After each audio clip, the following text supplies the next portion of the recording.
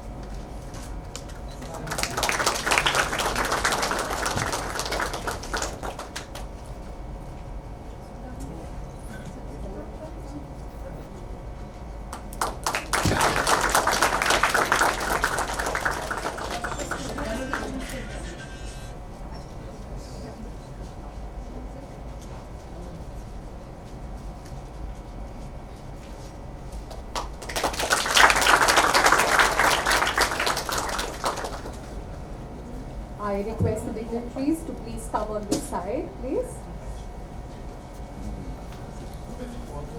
Thank you. Yes.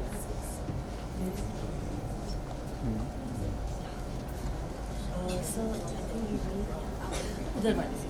because live streaming. Yeah, of course.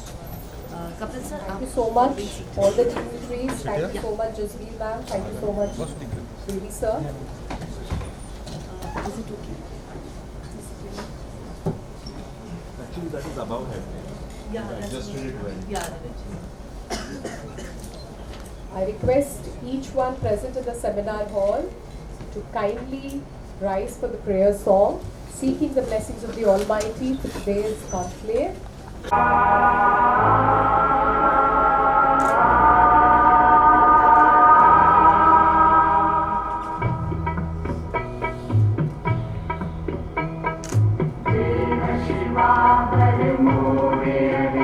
शुभ कर्मन दे कबू न करो देव शिवा बर मोरे शुभ कर्मन दे कबू न करो न डरो हर सो जब जाए डरो निश्चय कर अपनी जीत करो न डरो हर सो जब जाए डरो निश्चय कर अपनी करो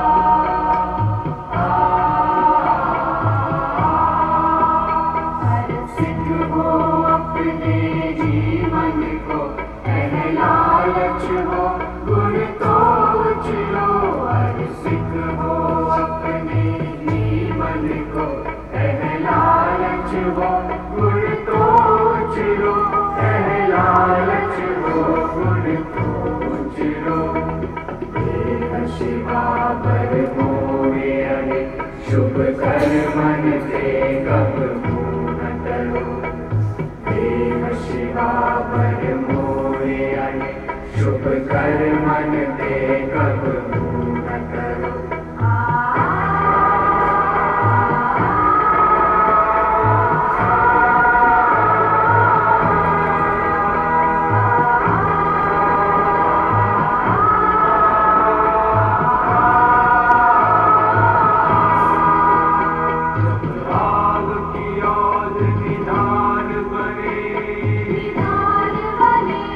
निधान बने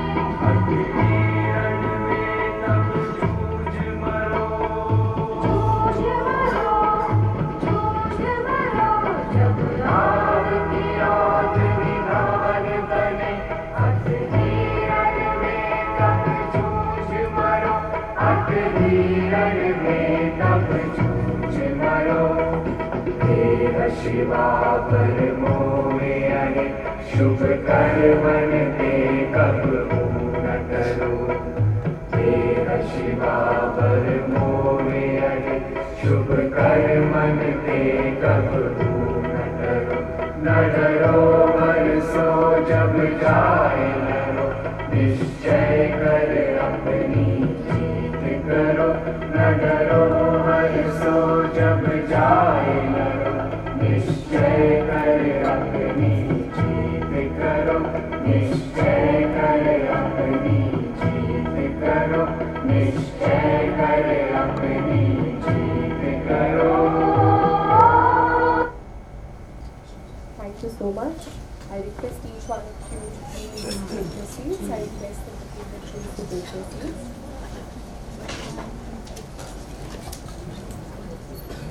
Sir, I request you to kindly occupy your seat, please. Good morning. Yes.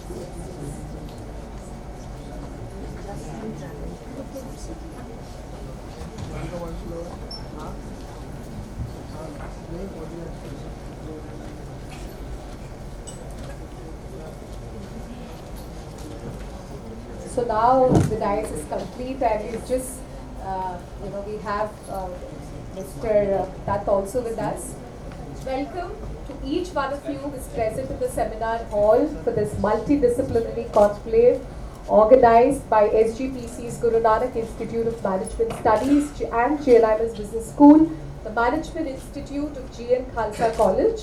And I, first of all, a warm welcome to all the dignitaries on the dais and a warm welcome to dear students and all the faculty members. So the team which was working on this theme for a long time, it was a tough process coming across the theme, but something that came, in the minds of respected Dr. Jyotinder Kaur Chadda ma'am and her team, which was working on this multidisciplinary conclave, and that's contemporary practices in business management. So this is a theme that for the day, and when we were thinking about this theme, something that etched in my mind yesterday was the practice and the episode that happened on 26/11 at the Mumbai attacks. The HR practices that converted the ordinary Taj employees into heroes. Rampaging terrorists killed 150 people at 10 locations in South Mumbai, including 11 employees of Taj Mahal Palace Hotel. Mr. Ratan Tata made visits to some of the bereaved families. Uncommon valor of those who worked at Taj. Employees placing safety of guests over their own well-being. Some sacrificed their lives. Stories of ordinary people who became heroes that day.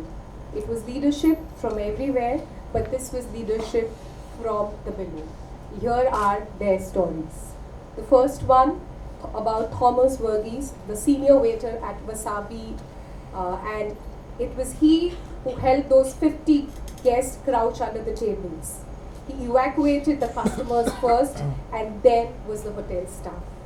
The 30-year-old Taj veteran insisted that he would be the last man to leave, but he never came out because terrorists gunned him down as he reached the bottom of the staircase. The second story is about Karam Singh Kang, Taj Mumbai's general manager, who left the conference while he was attending this conference at another Taj property. He took charge at Taj Mumbai the moment he arrived, supervising the evacuation of guests. His wife, 2 children, led the rescue efforts, but nothing stopped Mr. Kang when he was in his rescue efforts till noon the next day. Only then did he call his parents to tell the terrorist had killed his wife and 2 children. His father, a retired journal, told him, "Son, do your duty, do not desert your post."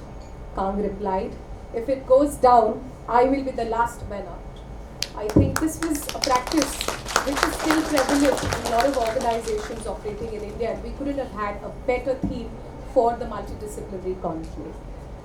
So moving ahead, we are blessed that we have the best from the industry today, and now Before I call upon somebody who's guided us throughout the proceedings of this conclave, Dr. Jasbir Kaur ma'am, the in-charge director for MMS program at SGPC's Guru Nanak Institute of Management Studies.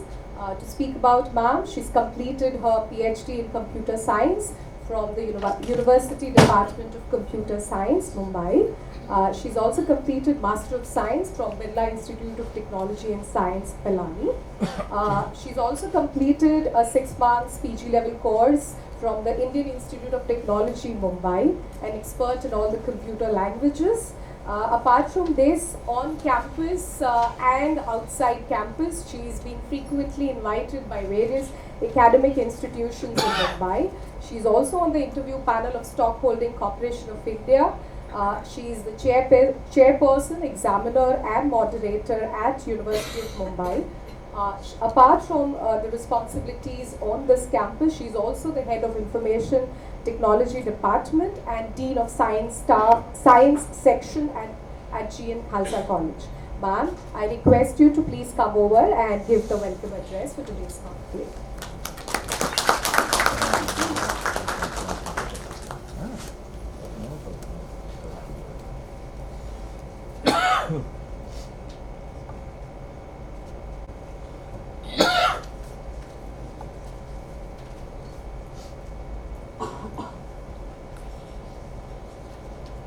Good morning, one and all. Present here. On behalf of Guru Nanak Institute of Management Studies, GNMS Business School, and GN Khalsa College, a very warm welcome to Multidisciplinary Conclave 2023.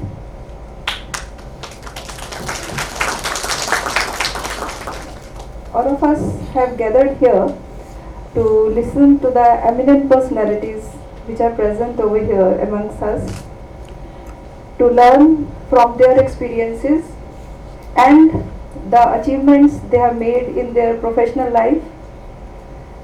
Students, this conclave is arranged for you and for all of us to learn and make India strong, to reach greater heights. All of you will agree with me that to be a successful entrepreneur, a holistic approach is required.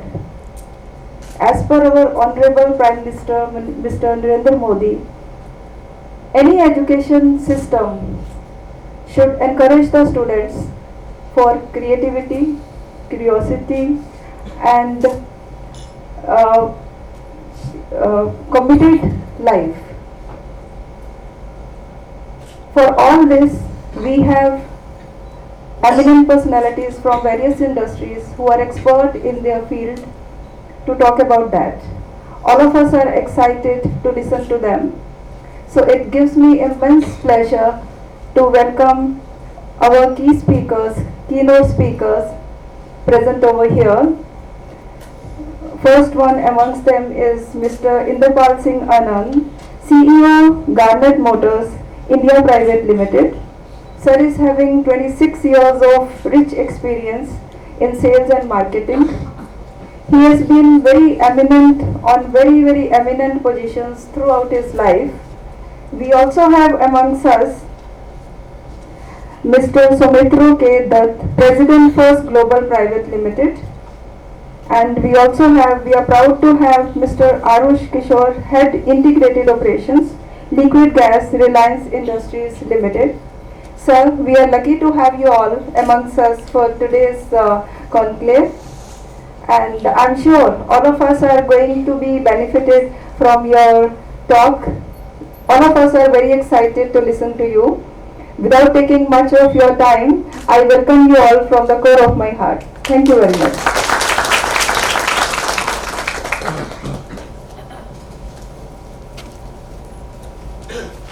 I now request Dr. Jasbir Kaur ma'am to welcome the guests that we have on the dais. To begin with, we start with respected Inderpal Anandji sir, Chief Executive Officer at Garnet Motors. I request you ma'am to offer a token of appreciation, love, gratitude to can we have a huge round of applause? Thank you so much sir for accepting our invite and sharing your knowledge with all our students and people on campus. Next we have with us respected Mr. Dutt sir, who's currently the president at First Equals Global Limited. I request Baby sir to kindly welcome sir on behalf of GNR's family. Thank you sir, thank you Dutt sir for accepting our invite and coming over here. And next we have with us Kishore sir. Thank you so much sir for accepting our invite. Vice President at Reliance Industries. So thank you so much for accepting our invite. I request Jasbir ma'am to welcome sir on behalf of GNR's family. Can we have a huge round of applause, students, for our stalwarts from the industry has taken out time on a working day and be with us. Thank you sir for accepting our invite. Thank you so much. Now we move ahead for the inaugural address, which would be given by Dr. Satvinder Singh Bedi sir, who's currently Dean Academics and Head of Industry Affairs. Sir has been he's worked as a general manager in the tire and healthcare industry. Awarded, yes, the award list is long, but I hope I make justice to the same. He's being awarded as the Best Professor Marketing Management by Devang Mehta Awards, Best Professor Marketing Management by ABP News, Best Professor for Strategic Management by DNA News, a special mention of the Dr. Y.K. Bhushan Sir's Most Influential Professors Award. He's done his PhD in Healthcare Marketing from D.Y. Patil Institute of Management Studies, and a rich industry experience of 27 years and 10 years in academics. But apart from that, something for which he's famous on campus and I think a lot of institutions in India, and that's his module on power of belief. So I'm sure a lot of people out here have already heard the power of belief, and he's strengthened our beliefs in ourselves. So I request you to kindly come and present the inaugural address.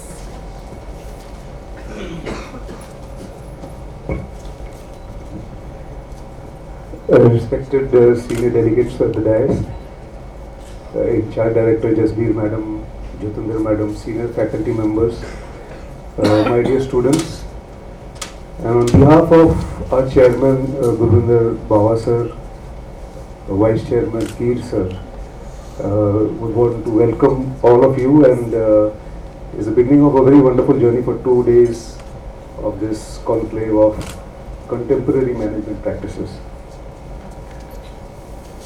Friends, as we are all aware that in today's very, very trying times, difficult times, there is turmoil and there is a situation of survival of the fittest in industry. We already had two major forces which were already taking the planet by storm, and that is globalization and technology. But then everybody was taken aback and surprised by COVID-19, disrupted industries and damaged many areas of business the world over. And with that, now after that we had the war which was raging in Europe also. So many factors which, if you look at the global perspective, are bringing in dramatic changes rather. In this type of a situation where we are going to exist or survive, it's extremely difficult.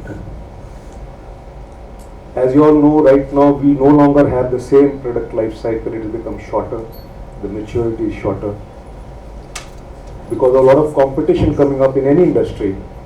Before a company starts making profit, is going to decline. So what do we do there? And at the same time, because of competition coming, we have the customer who was already the king. Today is not the king, he is the emperor. We call him वो बादशाहों का बादशाह. All companies are trying, all in every industry. I've been in office automation, I've been in the tire industry, in the healthcare industry, and now in academics. Everywhere there's competition. Everybody is trying to woo the customer. trying to cajole the customer. And in these trying difficult times, what do? We resort to these contemporary management practices, which is the theme of these 2 days over here. In terms of contemporary management practices, it is basically what a company would want when it oversees business, adopting activities like planning, organizing, leading, and then controlling. These 4 areas which have always given fantastic results earlier also, and will always keep on giving results. Today, companies which have adopted this contemporary practices have realized that changes are going to come and we've got to adapt to change. The only thing that does not change in this planet, there's only one thing, and that is the law of change. And it says that we should adapt to change. Companies today, I'm sure we got very senior delegates sitting over there, they'll agree with me. The intelligent ones, the companies, the corporate heads have realized that we need to remove these barriers of departments coming together so that employees work in a synergy and towards realizing the objectives, the goals, the vision and the mission of the company. Suchita madam gave a very nice example. It was at the spur of the moment, and suddenly when the terrorist attack was there and the GM comes rushing over there, the employees were not even told about this. It's because of the commitment which has been engraved very deeply in them by the Tata Group, and that's because of shared values. That's because of the values of the company. So companies today realize how important values are there. If you do not have values, the value system, the employee here has given his blood. So we are waking up to these things. We got huge markets today, and these markets which are changing rapidly. And in order to survive in these markets which are changing rapidly, we need to adapt to change. So contemporary management practices has a very positive response to change. So you change or you perish. That's what Jack Welch used to say before he started his meeting. Every meeting before he starts the meeting to his staff, his first statement used to be, change or perish. And that is very true. What we'll be seeing probably in these 2 days are the different practices, the research which is done. Like what comes to my mind right now is that a lot of practices right now which are adopted in various industries. Like we were talking when we were having breakfast, MIS, Management Information Systems. So how important is Management Information Systems today in terms of the sophisticated systems and AI which is used so that this data, which could be redundant and sometimes data which is not used properly, is used in a very concrete and efficient manner which could help seniors to take good decisions. Again, a practice which is coming out of contemporary practices. We have even material planning systems where the tools which are used on the shop floor level, when you see in value chains, what type of material has to come, when it has to come, how it has to come. We got just-in-time inventory which was introduced long time by Toyota, so that your wastages are reduced. So the inventory levels, your cost come down. Why all this?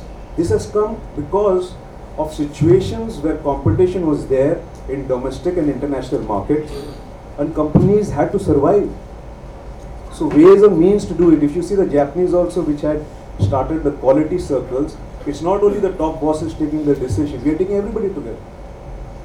So coming together with your various thoughts processes and trying to improve on how you could make products and services better.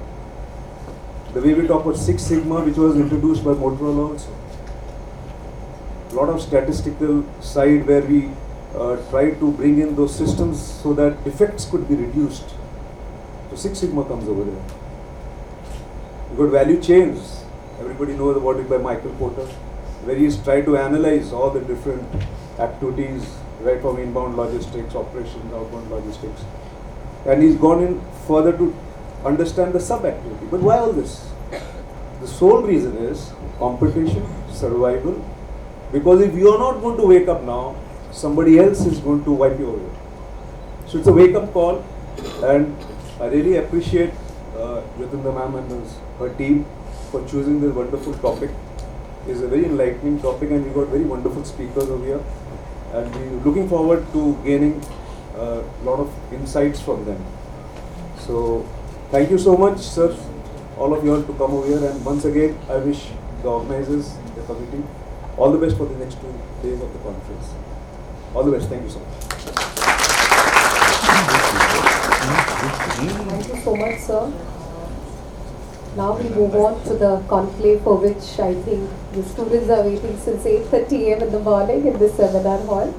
And yes, sir, our students are really excited. So when we shared with them that we are going to talk about the luxury car market, they were, excited to listen to you. And I think we couldn't have had a better resource person for this session to understand the journey of luxury car market in India.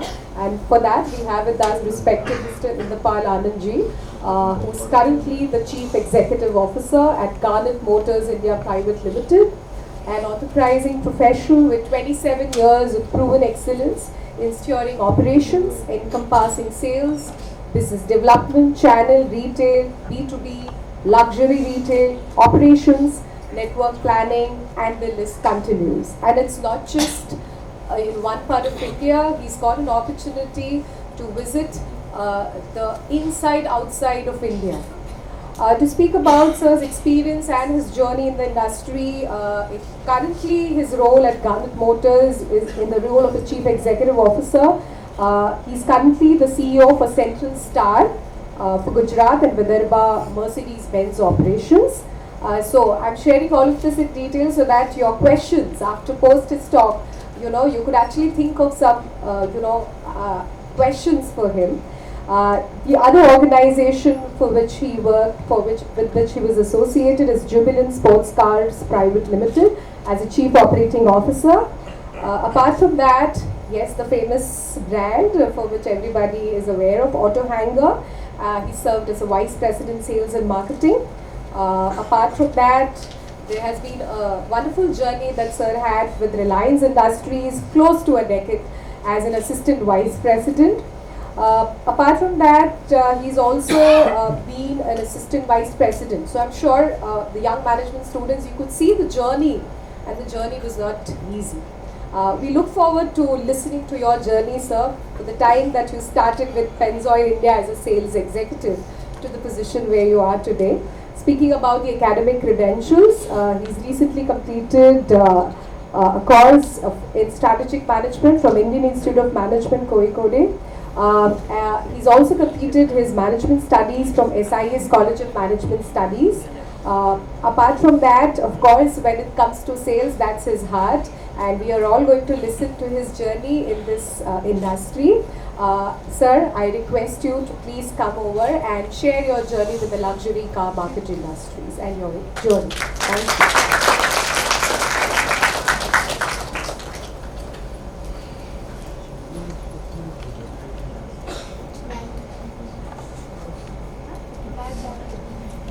Just help me with my laptop.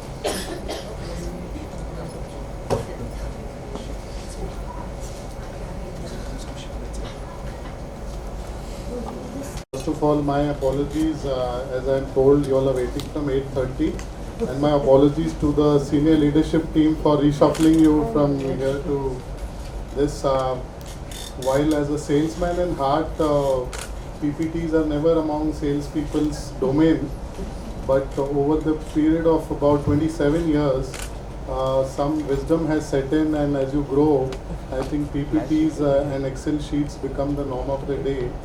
And the life revolves around that. So this PPT. So once again, thank you First of all, Jatinder for having me over, and of course Dr. Bedi and all other senior faculty members and my colleague keynote speakers out here, and the fabulous students. I'm told most of you are from the first year, right? Yes. Yeah, so good to have you all here. It's an equal pleasure of ours. It's a privilege of mine to come here in this, legendary institute and probably contribute my 2 cents here today, speaking about the luxury industry. So before we get into this, quick thing about myself. I started with my career with lubricants, having worked with some MNCs like Elf, Pennzoil, Castrol, and this was the journey which started about 26, 27 years back. And as sir mentioned, tire. So tire and lubricants are supposed to be the most challenging and toughest for somebody to begin its career with as far as sales is concerned. But then it augurs you well once you move forward. So selling lubricants is something which nobody has ever seen a lubricant in his life. How do you sell a lubricant? A lubricant is sold to the mechanics, it's sold to the retailers and resellers, and there's a whole lot of things which go on. And what I basically want to mention here is, unless and until you shake a hand with a mechanic and make your hand with that greasy palm black, you have not arrived. You have to sit with him in his garage, and you then have to drink that tea which is loaded with sugar. We used to call it sugar factory dal di yaar tumne glass ke andar. But you have to drink it to develop that rapport, and it's all about relationship marketing. So relationship from then on to selling a Maybach to a head honcho of a corporate or a billionaire industrialist is all about relation, and which I've learned throughout my career. So from lubricants, I moved on to field of fuels, which was in Reliance. So whatever the Reliance retail petrol stations which you see today across the country. So I was right at the beginning when we began and set out, and what a humongous and innovative and novel idea by the Ambani family to map the entire country on the national highway GQ Golden Quadrilateral with their pumps. So they had 2 formats, fill and flies and truck stops, and many of them were company owned, company operated, and then they moved into a model of Kodo and then finally Dodo.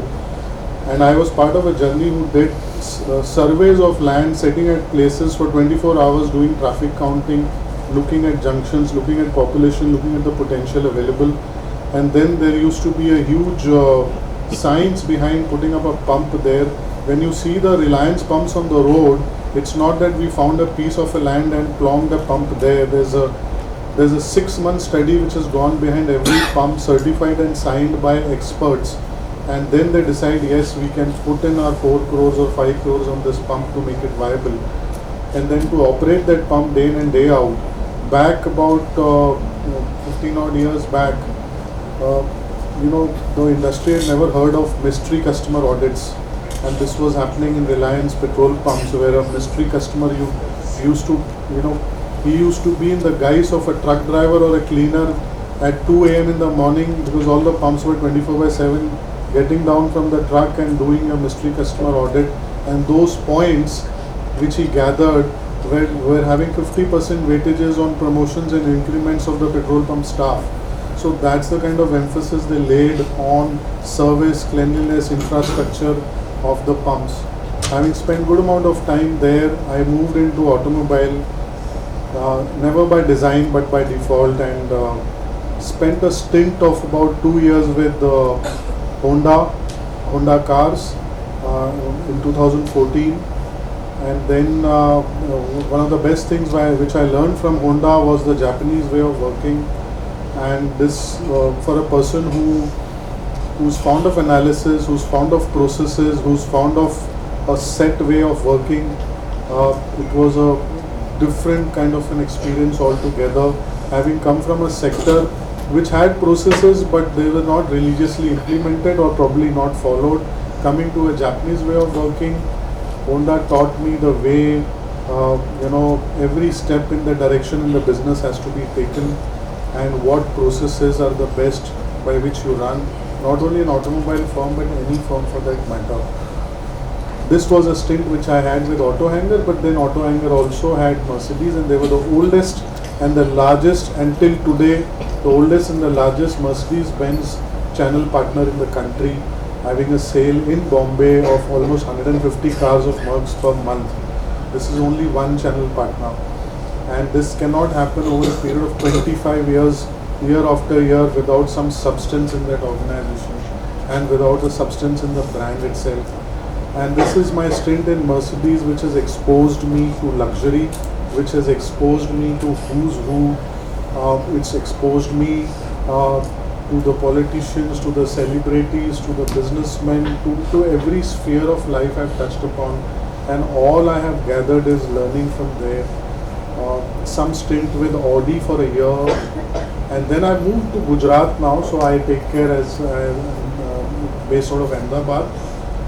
Just came in for this lecture, though I have a strong and long family association in Bombay, so of course this opportunity gives me to spend some time with the family as well, so thank you Khalsa College for this also. So why have we assembled today? I was told to speak about luxury, and so what I've done is I have randomly tried to gather some pieces of slides here, not in a particularly very organized way, but the principal thing what I want to draw out of this is just to probably have a knowledge of luxury. What is luxury? What is a luxury automobile industry? And if there are any queries in some. So I try to gather whatever information as first year students you need to know about luxury. And of course the forum is open for discussion and queries. Whenever you feel like, please raise your hand and then we can speak on them. So you see, I would like to ask maybe a few of you that when we think about the word luxury, what comes in your mind? Royal. Sorry? Royal. Loyal? Royal. Royal. R-O-Y-A-L. Okay. Comfort. Okay. Expensive. King size. Expensive. King size?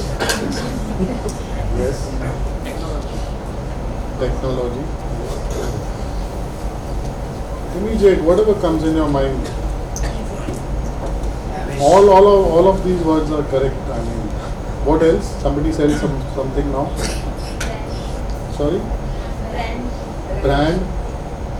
Okay. A statement piece. A statement.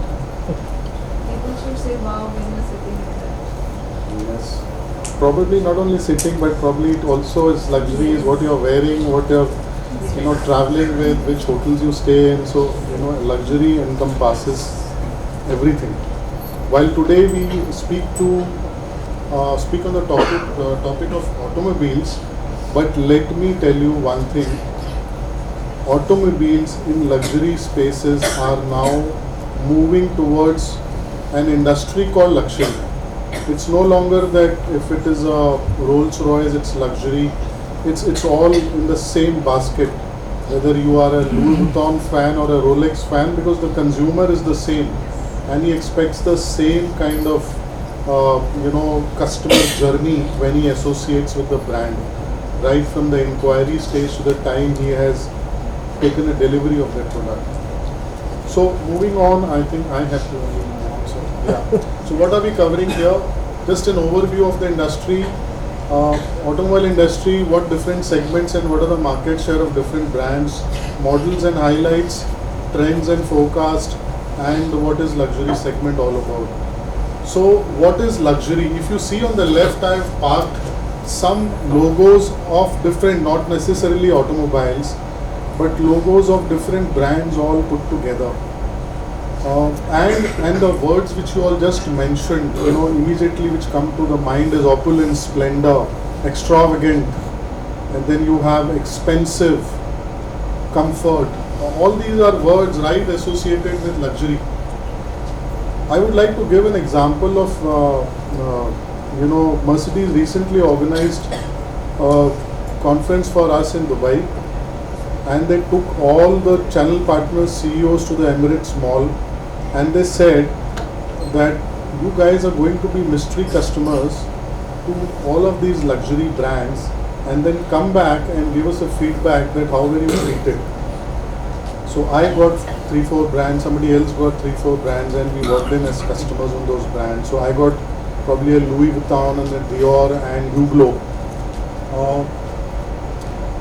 Few of my colleagues were not lucky, they were not even allowed to come inside the store because it's all by appointment. So they would only entertain you if you have an appointment.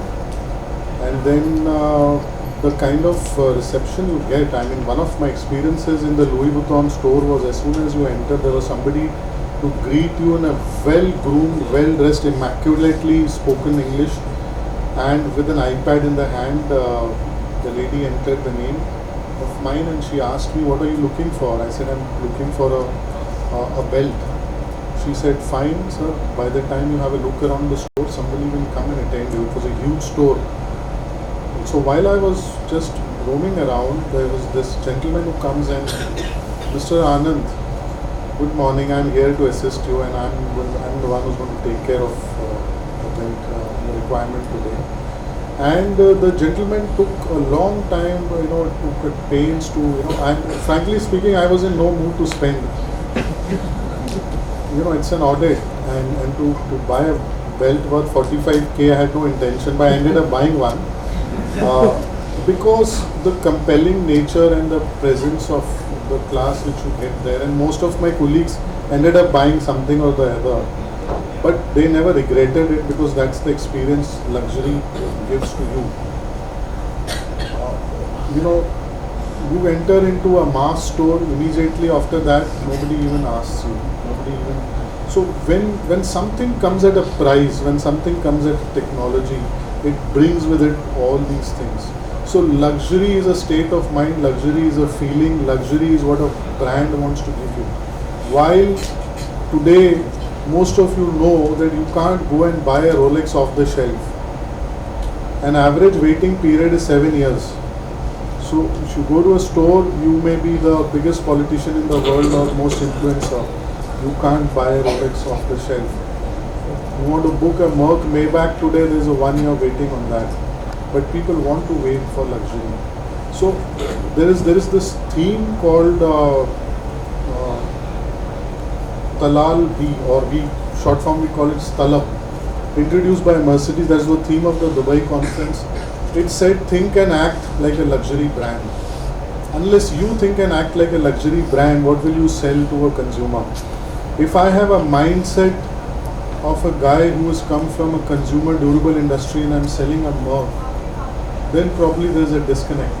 Because who am I selling the car to? Who's my TG? Who's my consumer?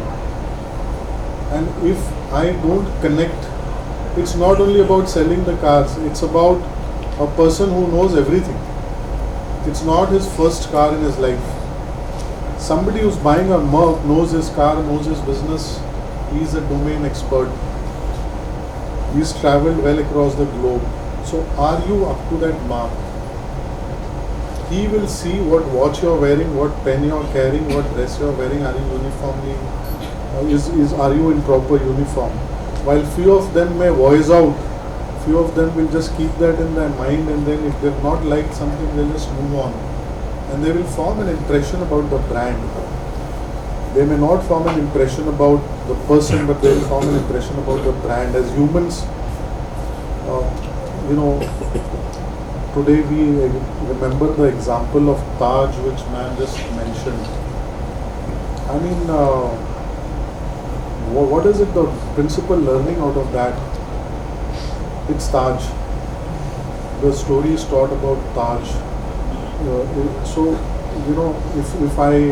If I make a mess of a customer journey, it's the brand which gets affected, whether it is a BMW or a Audi or a Rolls Royce or a Bentley. So with this in mind, let's see what is luxury car or an automobile. A luxury car is a car that provides increased levels of comfort, equipment, amenities, quality, performance, and associated status compared to moderately priced cars. A car is a car, it's transport, it's mobility, it takes you from one place to another.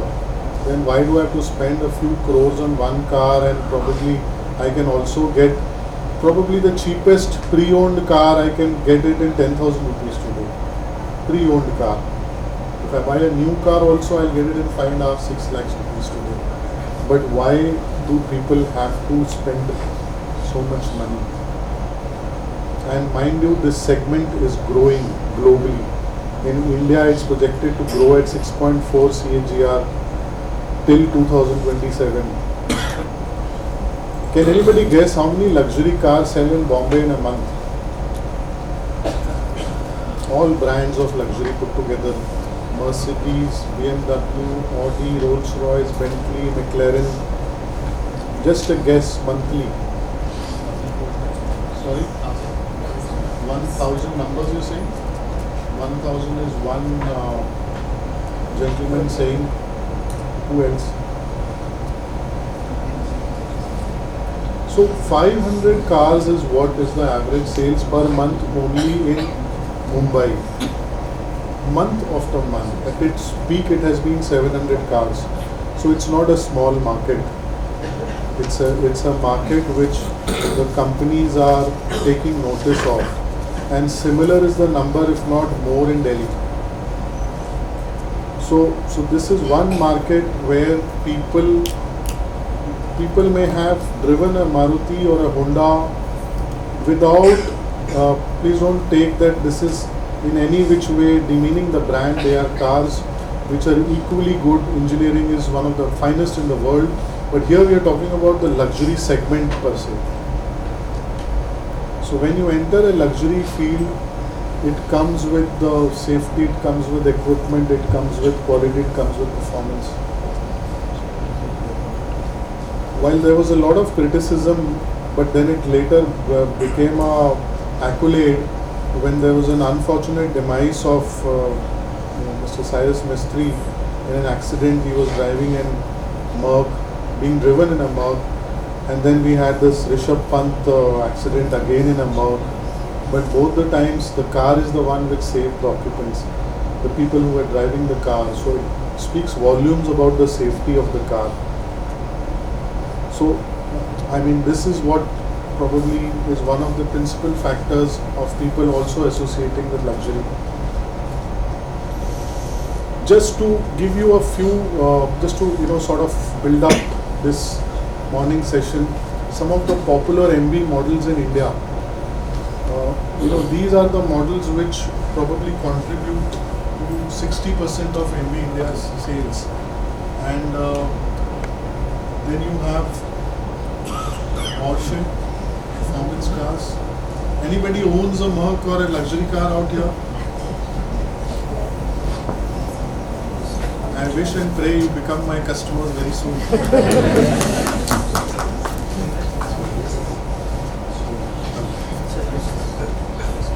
Hello. Yes.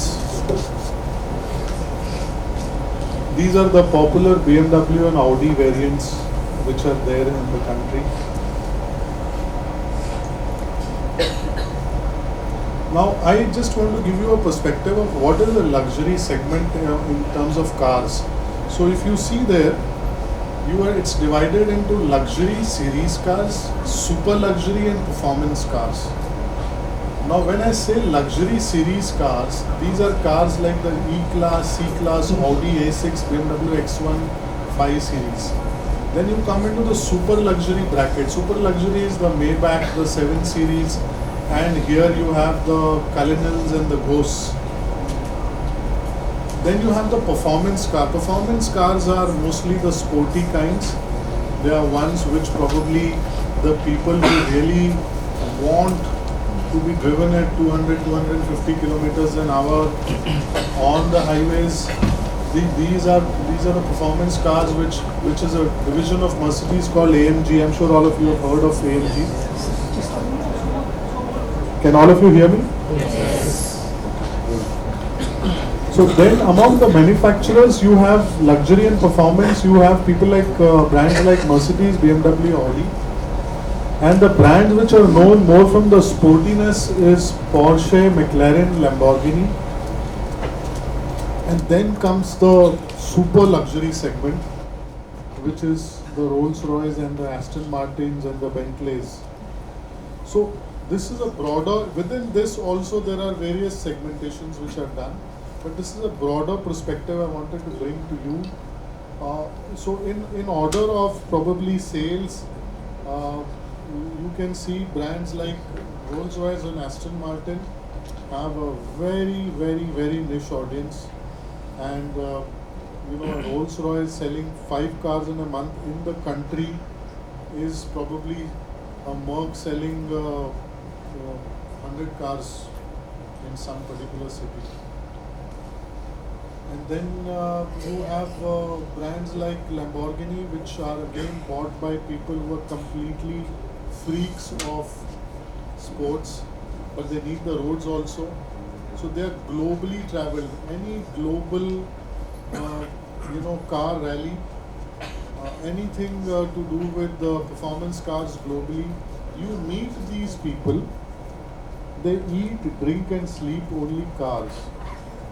When I joined this luxury industry, and I happened to be on a drag race in Ambi Valley airstrip, I happened to bump on the lunch over a few of these owners of Lamborghinis and AMGs, and I'm telling you, I was highly unqualified for that, because they were only talking engines, they were talking performance cars, they were talking about their experiences across the globe. And I said, sooner I get a knowledge of this, better I'll at least be a little qualified to talk to them. Otherwise, I am a standout. I will not be even entertained. They have traveled across the globe and they know their car like anything. And passionate people, MDs of companies, founders of companies, organizations, immense knowledge. That's what it brings to the table.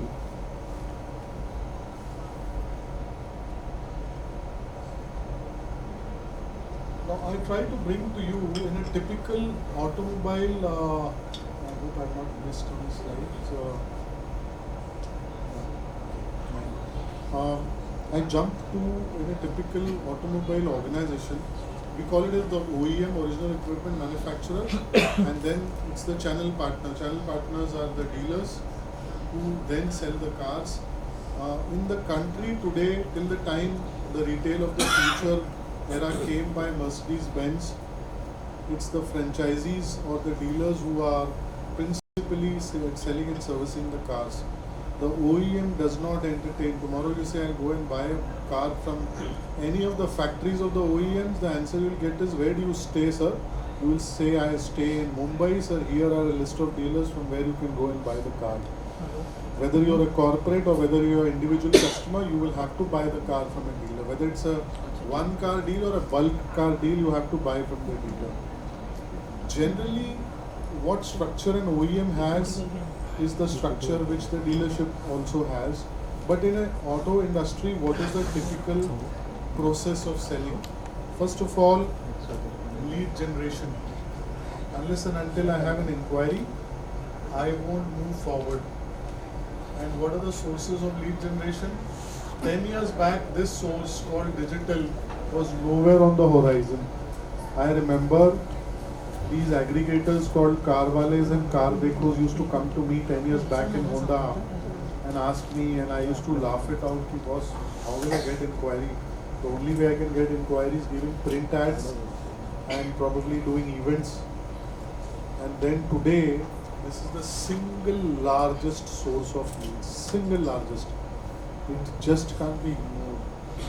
I can tell you, one can ignore the others, but you can't ignore digital. And in digital, there are probably so many other avenues, from the Googles to the Facebooks to the LinkedIns, where you get your leads from. And then events, media would be print media, and then you will have OTTs and other platforms. And then you have the walk-in customer, and then you have the reference.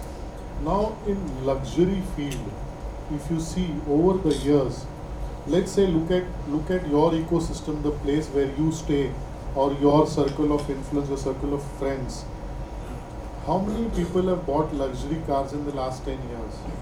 If there's one person who has bought it or two, he's the one, he only keeps repeating buying it. But if you see how many people probably have graduated from a two-wheeler to a four-wheeler, you will see mostly, if there are 100 people, all the 100 have graduated. But when we talk about luxury, it's generally rotating around a set of 1% people. So luxury as a thumb rule is 1% of 1%. So it's 1% of the total automobile market. And they are the ones who give you references, and they are the ones who probably are the repeat buyers. So this becomes a major source of generating repeat buys for luxury cars. And then these two remain common. Test drives are offered at home and showroom by the sales team. Then there's an online and offline booking, as all of you are well read today. Online booking of car is very much now available in India. But of course you book online and you still have to go to the dealer and do your formalities. And offline. And retails, of course, as an individual you can buy, and as a corporate you buy. So this is the general sales process, what we call as the customer journey. Today, being in the luxury industry, this one word we often hear is making the customer journey delightful. As Sir just mentioned today, customer is the emperor, Badshahon ka Badshah. That is what it is. For the luxury customer, he is the person. Because I can only tell you one thing, that probably you and I today go and buy a brand. If you're not unhappy, if you're unhappy with the service offered or with the brand, at the max you will reach out to the GM of the dealership or to the owner of the dealership. The segment in which we deal with in luxury, he will reach out to the global chairman of Mercedes-Benz AG, Daimler AG, write a mail to them, because he is traveled, he is well traveled, he knows everyone, he knows their email IDs, he knows their phone number. So that kind of care we have to take once a customer steps into the domain of your showroom, or if you have to go to his office and probably pitch him a car. So reference, as I said, does form a major part of the luxury automobile journey.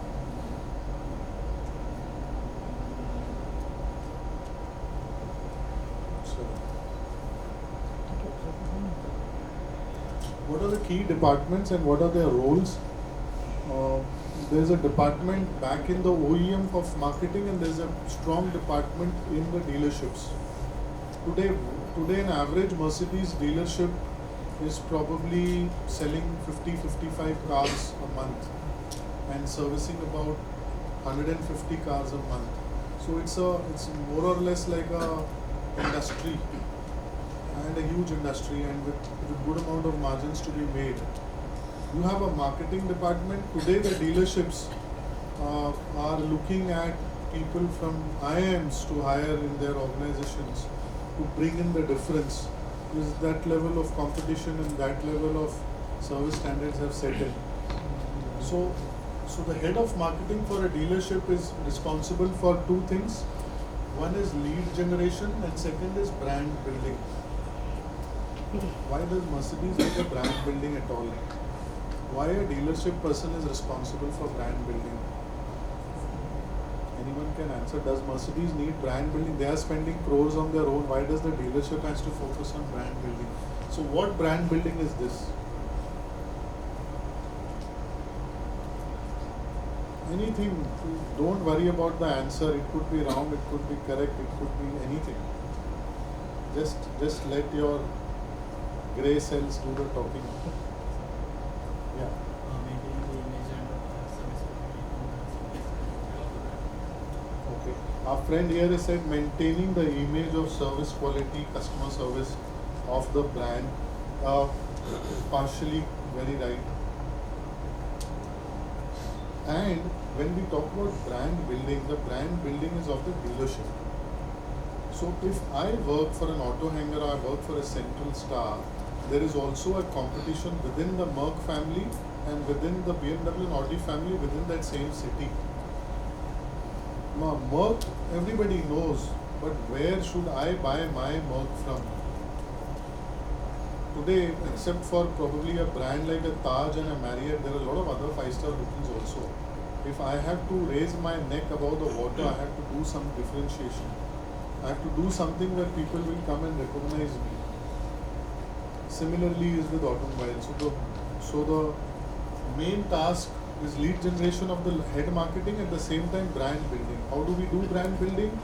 We organize events, we organize activities, we organize test drive experiences, we organize probably, we bring in a celebrity, we organize health checkup campaigns, we do a whole lot of things. We organize fashion shows, we organize yoga, whatever comes. Today innovativeness is the key. So the marketing head at a dealership has to be innovative, digitally savvy, and do something which is going to differentiate. I remember a time 15 to 20 years back, organizing a fashion show in a dealership was the biggest hit. It guaranteed 100% attendance. And today, no one comes.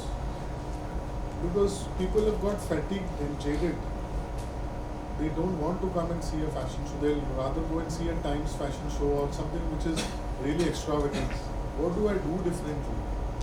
And I'm telling you, here is where the best of the creative juices of the marketing people flow in.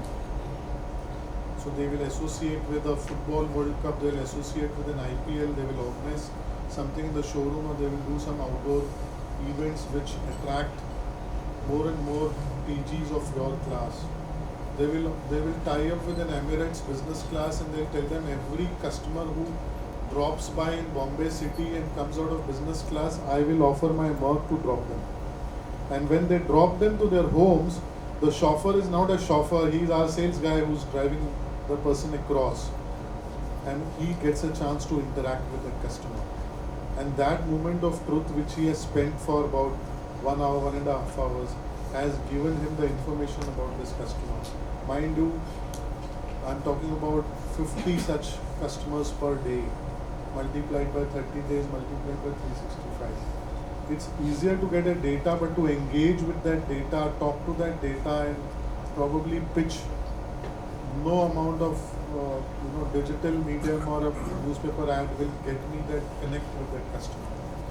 So this is where it is. Of course, when the marketing does its job, then it comes to sales. And here is where our poor sales guys, howsoever best they are, they get beaten. When I say beaten, they really get scanned.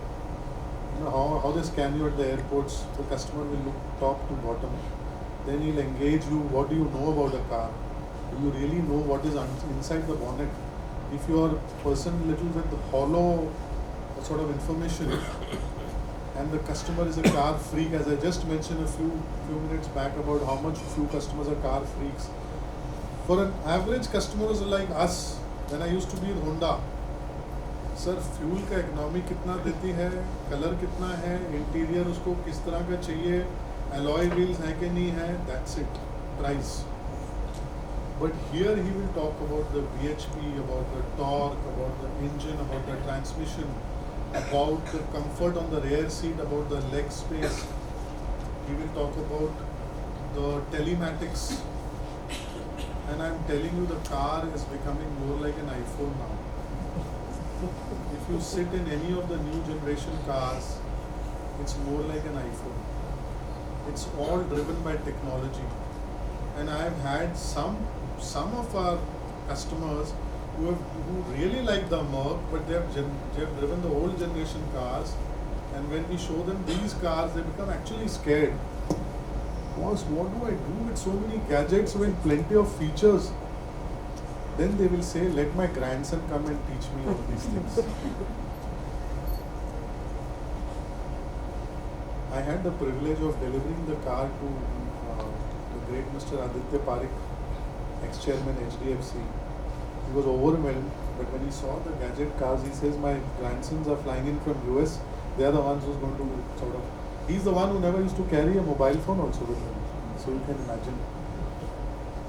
If you have to reach to him, then probably his secretary, or during traveling his driver. So the technology is evolving. It's flowing over the automobile industry. Just to take a detour, We also have dealership for Ather in Bombay. I'm sure many of you have heard about Ather. Ather is one of the fastest growing electric two-wheeler in the country today, one of the fastest growing. We have 2 showrooms in Bombay.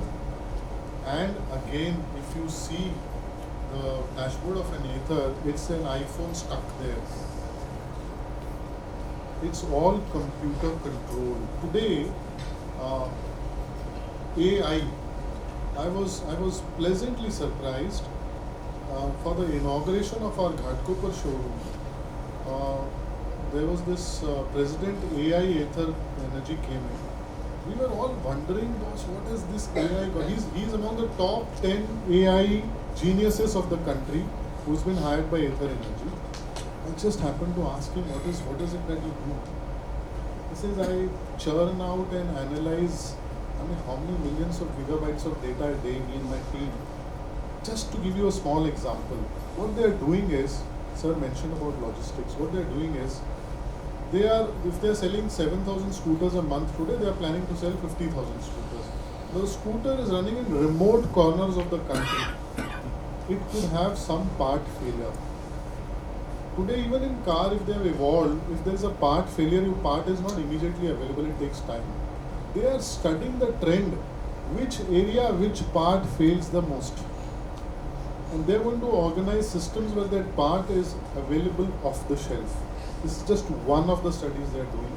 Besides doing the driving pattern studies of people across geographies, besides understanding that what is the average scooter speed of an Ather, what is the average kilometer, they're going to have a data bank where they're going to govern that how I rule this market. Today, like a feature in a car, you have a feature where probably one brake and the car stops on a slope. You have the same feature in the latest model of Ather. It stops on a slope or it doesn't go back or move. Besides Google Maps and your Aadhaar card and PAN card all on the scooter, and you don't have to carry the cop ask you to show it and you can just show it to him digitally. So that's the way the technology is. It's called Ather is currently being called the Merc in the electric scooter space. It's not easy also, it's not cheap also, it comes about 1.5 lakh rupees for that scooter.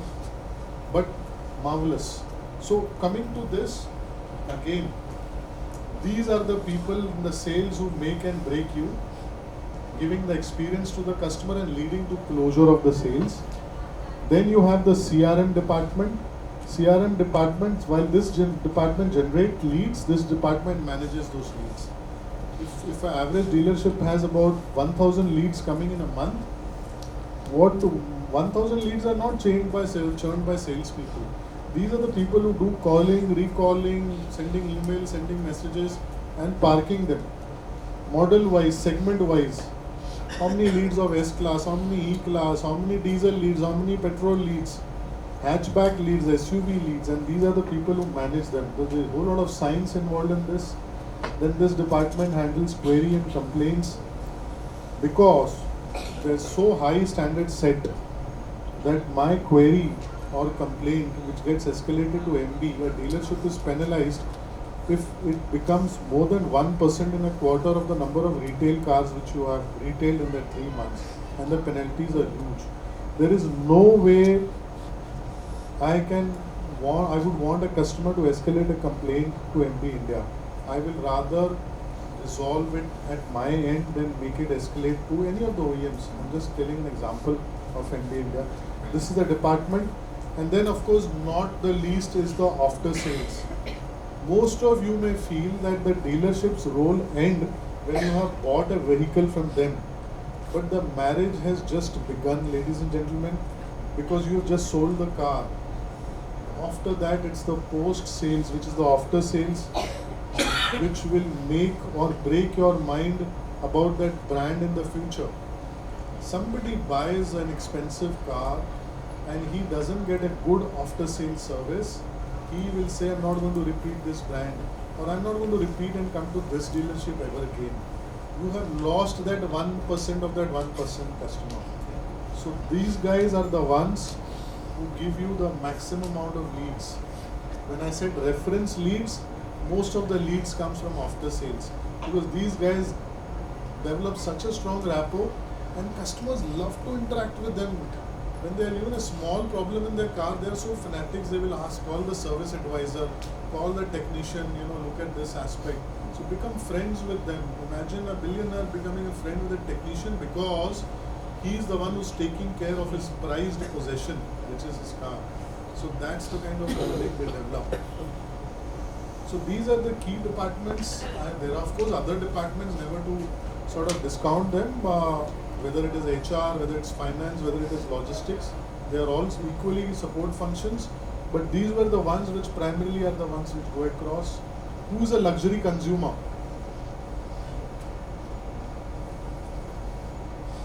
Businessman, corporate head honcho. There was a time back in Bombay where there were only two segments of customers who used to buy luxury cars.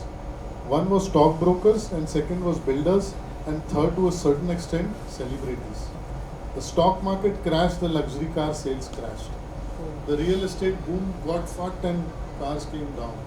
But now the manufacturers are at ease and comfort because the risk is hedged among a lot of other sectors.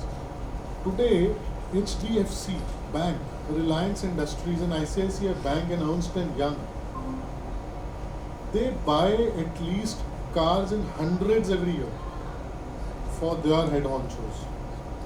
They are my principal customers. Of course, real estate, broker, diamond, MSMEs, as well as your young Turks, the entrepreneurs are there. And then you have an onslaught of upgraders today. People who've driven the Octavias or the Superbs are the ones who are coming into luxury. Whereas, whichever city or a state has its eggs parked in various baskets for luxury, you are still safer and consistent. Now look at Hyderabad, for example, today. Pharma and infra is growing like anything, and IT to a certain extent. They are selling cars of luxury segment like hotcakes. If one of the sector goes down, then probably there is a little shakiness. All the awards for the year have been picked out by our Hyderabad colleagues for best performance in sales, best performance in marketing, best performance in performance cars, not only in our brand but in different brands as well. So, segment is increasing. That's why I said buying a luxury today should not be a dream. It should be a desire, and it's easier. Many of the people who have thought that 7 years down the line, 6 years down the line, I'm going to buy a luxury car, have bought it in 3 years' time. And I meet these customers day in and day out. And mind you, I'm not covered in this. Luxury is a luxury whether it is a new car or a pre-owned car.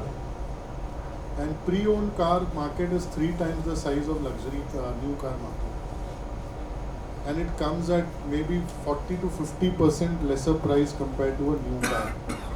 But it is finally a luxury. The customer here has seemed to have better loyalty and stickiness to the brand and channel partner. If a customer is loyal to a brand, whether it is, let's say, JLR, Jaguar Land Rover, he will advocate that car to his colleagues, his friends and everyone. We know of a celebrity in Bombay. She is a big die-hard fan of JLR, and half of the crowd in Bollywood she has managed to influence and sell that car. Because they feel that, this is the car which has given me the comfort, which has given me what I want. Why not I stick to it and be loyal to it? Think about it compared to what probably Maruti will switch away to Honda, to a switch away to a Toyota, to a Skoda and all that. But here the stickiness is much better. And this tough negotiator in all aspects, whether it is engineering aspects, he will ask you to compare it with, technically compare it. Once he's satisfied with that, I can today probably negotiate better than anybody in this room. Because I have been worked in Bombay and I am now working in Gujarat. And these customers, just as an education or a feedback to you. They are not rich and billionaires just like that. 5,000 rupees extra ticket, if you have charged him on something, he will come and ask you 10 questions. Because they value that money. They say, this is my money, why should I spend just like that? And I get completely backfooted when they are negotiating for 5,000 rupees also. Why should I leave? It's not that I have 5,000 and chodo, let's move ahead. Give me the car, that's what matters. No. And the moment he parks the money with you, he will say, I want the car to be delivered tomorrow. Why? Because my interests, my EMI, my everything is churning. So these are the segment of customers, HNI, UHNI, who value the money, who make sure that that one penny they spend gives maximum bang to the buck, what they call it. So this is a brief luxury consumer profile. What is the market info? While probably the box on the left may not be visible to many of you, but it only talks about super luxury brands and what are the global market shares. So you can see the biggest pie is Bentley with 37%, followed by Ferraris and then Rolls Royces. But on the right, which would be more interesting to you, is the financial year 21-22 market shares of all the luxury brands. So by far, this year also, if you have seen, Mercedes for the 8th year is the number one in the country. They have bettered this performance from 42, they are now at 47% of the market share. And then other brands, as you can see, this is how the segment is bifurcated. So this year probably we have sold as an industry close to around 40,000 cars. When I say sold, it's retailed, close to 40,000 cars. This has been one of the best years for 2 or 3 brands put together. Best ever years since the time they have been present in the country. Model-wise performances, top 10 products which you see here form 62% of the market. 6 sedans and 4 SUVs are there in the top 10, and E-Class long wheelbase has the lion's share. Most popular luxury sedan in the country is the E-Class, Mercedes E-Class. And there, if you notice, right at the top, the E-Class, followed by the BMW X1, 3 Series, GLC, A-Class, GLA, Audi A4, and so you would see time and again I only mention these 3 German brands because they are the ones who are currently most popular in the country. They have the figures to show. Somewhere here you see a Volvo also, and then a Range Rover Evoque also. But this is how it looks like. So you see X1 is an SUV, GLC is an SUV, GLA an SUV, and GLE. So 3 of the SUVs are Merc and 1 of them is BMW. And most of the cars have a facelift every 2 years. When we say facelift, some digital element is enhanced, alloy wheels are changed, and some facelift is given. But there is a generation change which happens every 7 years of a car. Mind you, generation change of a car is a big thing. So an E-Class, any of these cars if you see, after 7 years it's a generational change. So everything from the body to the engine to the transmission, everything gets changed. And there are product experts who are sitting and probably foreseeing a market, what is going to a product which somebody is going to like 7 years after today. So that's the kind of analysis which they sit in their offices and do. Luxury car market in terms of body style. Total industry, if you see, is dominated primarily by SUVs. 51% is SUVs and 47% is sedans, and then you have the hatchbacks. This is only luxury industry. And among them, if you see, there is a little bit of skew happening while Mercedes is well balanced. You have a BMW which is more into the segment of sedans, and then here you have a Volvo which is more SUV.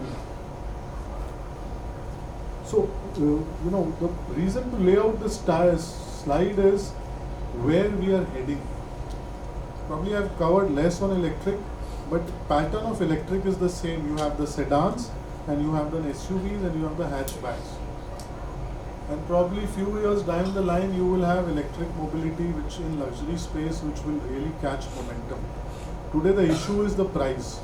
Price is exorbitantly high, but the segment says, I rather buy an IC engine rather than an electric mobility, because the resale value will be better. He's not sure about electric mobility. So that phase of probably uncertainty is there, but it's going to, the way the infrastructure of electric mobility is going on. Today, every luxury car showroom and service station is equipped with fast chargers across the country. Merc guy can go to Audi guy can go to Merc and get his car charged. Besides the highway infrastructure which is coming up in a massive way. Mercedes also is planning globally pure electric charging stations on highways, which is also they have announced of late. Moving forward, what is the revenue? Financial year 2001-2022, the industry was 8,731 crores, with Mercedes having the maximum share out of this, and then leading up to Volvo with the least at 418. This is what industry size looks like in terms of finances. And 2022, as I said, was the best ever year for at least the two brands, Mercedes and BMW. Highest ever sold cars in their history. And today, if you have read, the Ola Kalenius, who is the global chairman of Merck, is in India, and he's announced that for Merck in the globe, India is the fastest growing market. China was, but thanks to COVID, they have gone down. Despite global recessionary trends, the forecast which most of these German players have done for this year, 2023, is globe is moving towards recession, especially Europe. They have taken a 10% cut in the production and cost, except India.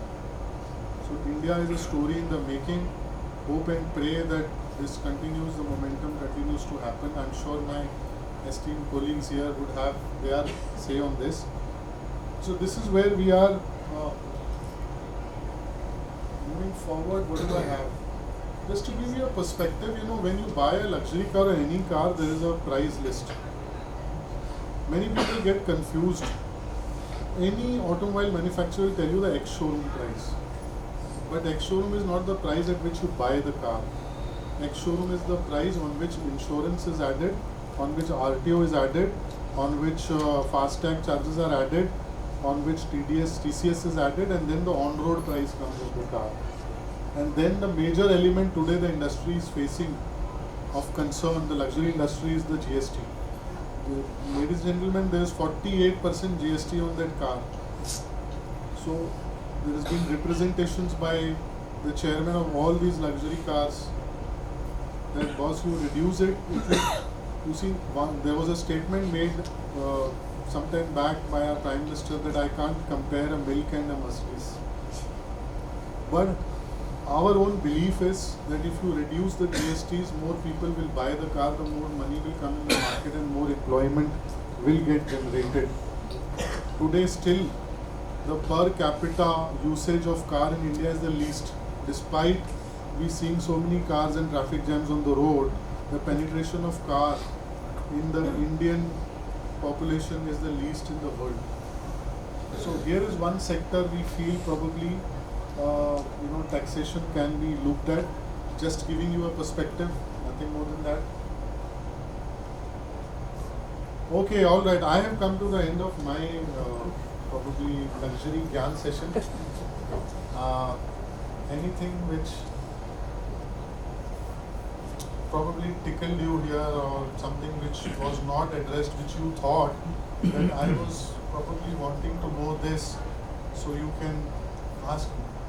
Anybody among the esteemed faculty also. I hope I am on time and not taking much of the time. So it's basically these three German manufacturers, you see, Mercedes, BMW and Audi. So this has been happening for a period of years, the precedent is there. So what we want to know is that with when you are doing a brand building also, you keep in mind the other two, or looking at Jaguar also or Volvo? What is the immediate Okay. Sir, in terms of brand building, the manufacturer has a theme. Like for example, today Mercedes, this year's theme is, desire for the extraordinary.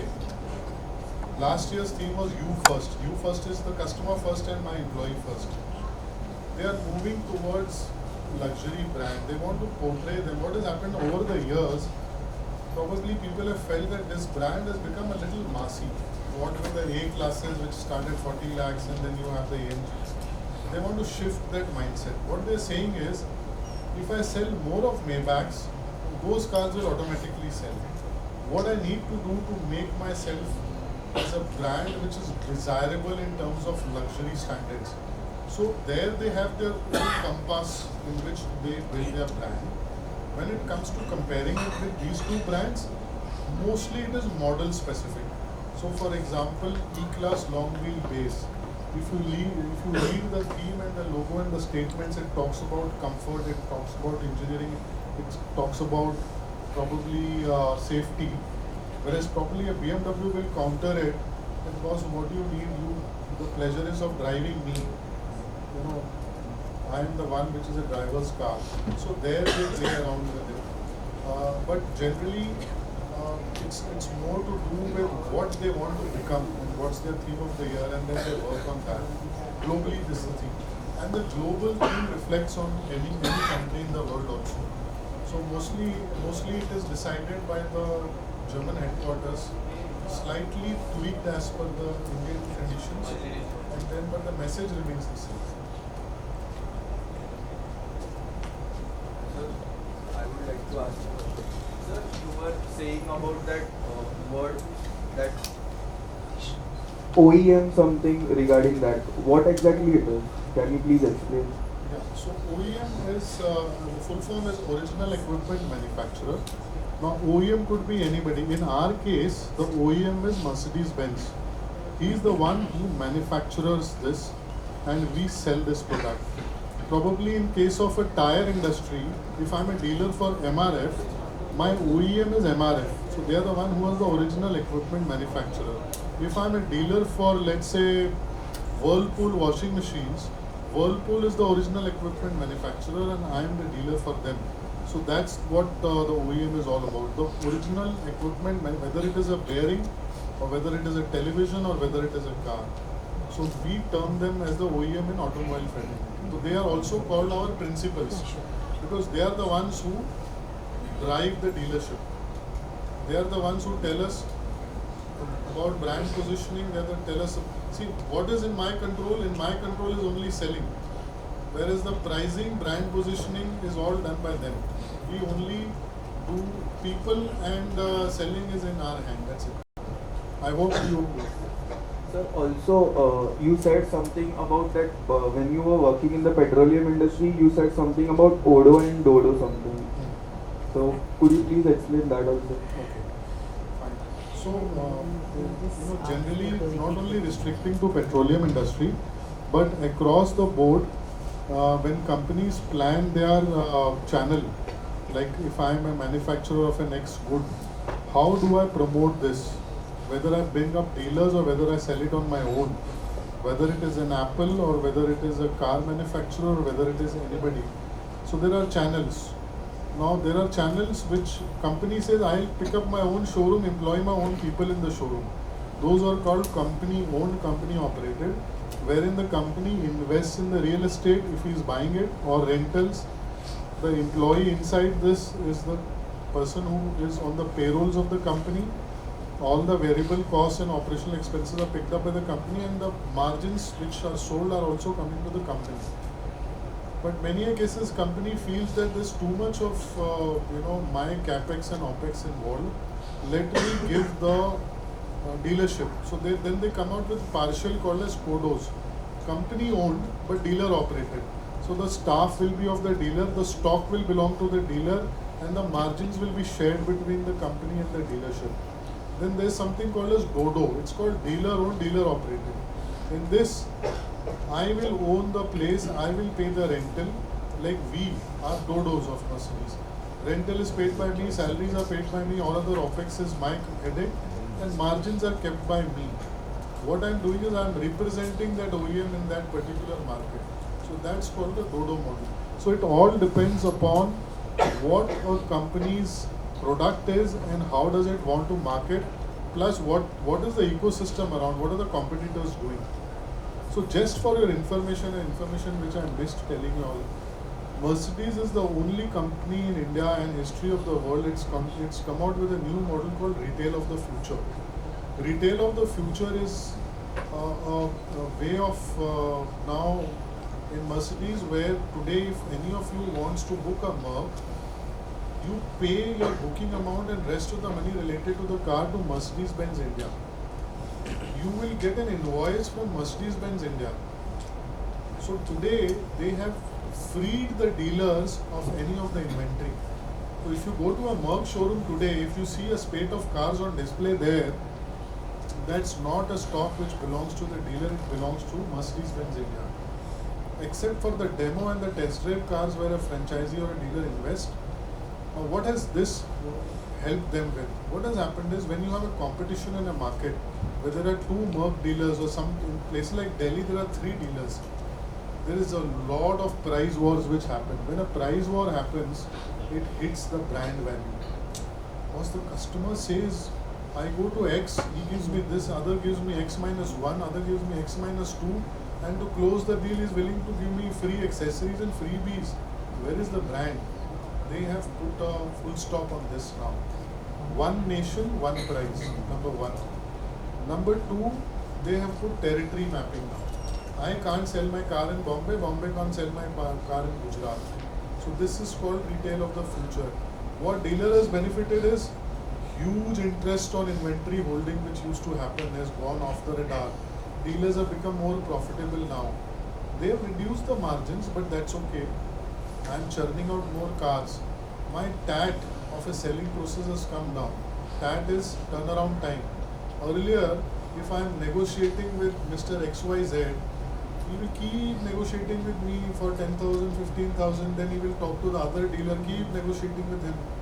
Today he knows there is no negotiation possible in Mercedes at least. So what has happened is he closes his deal at the earliest. Another reason is the cars are today available online and there is a shortage of cars. If it takes time, there is somebody else in the country who is looking at the car, he'll block the car and you will then have to wait another longer period. So this is a model which has been successfully, India was the 3rd country, but the kind of challenges which India gave in for this ROTF model, people were laughing initially, yaar India mein bina discount ke gaadi kaun bechta hai, bikti nahi hai gaadi. But successfully they have implemented ROTF. Now there are other companies who are thinking that how do we implement our own ROTF model. So besides the Cocos and Dodos and everything, this is another model which is now operating and operating successfully. One last question. Yeah. Thank you so much, sir, for a fantastic talk. 1% of 1% of 1% kind of people are here for all of us here. My question is, it's a very difficult product to sell, brand. You require a lot of positive attitude.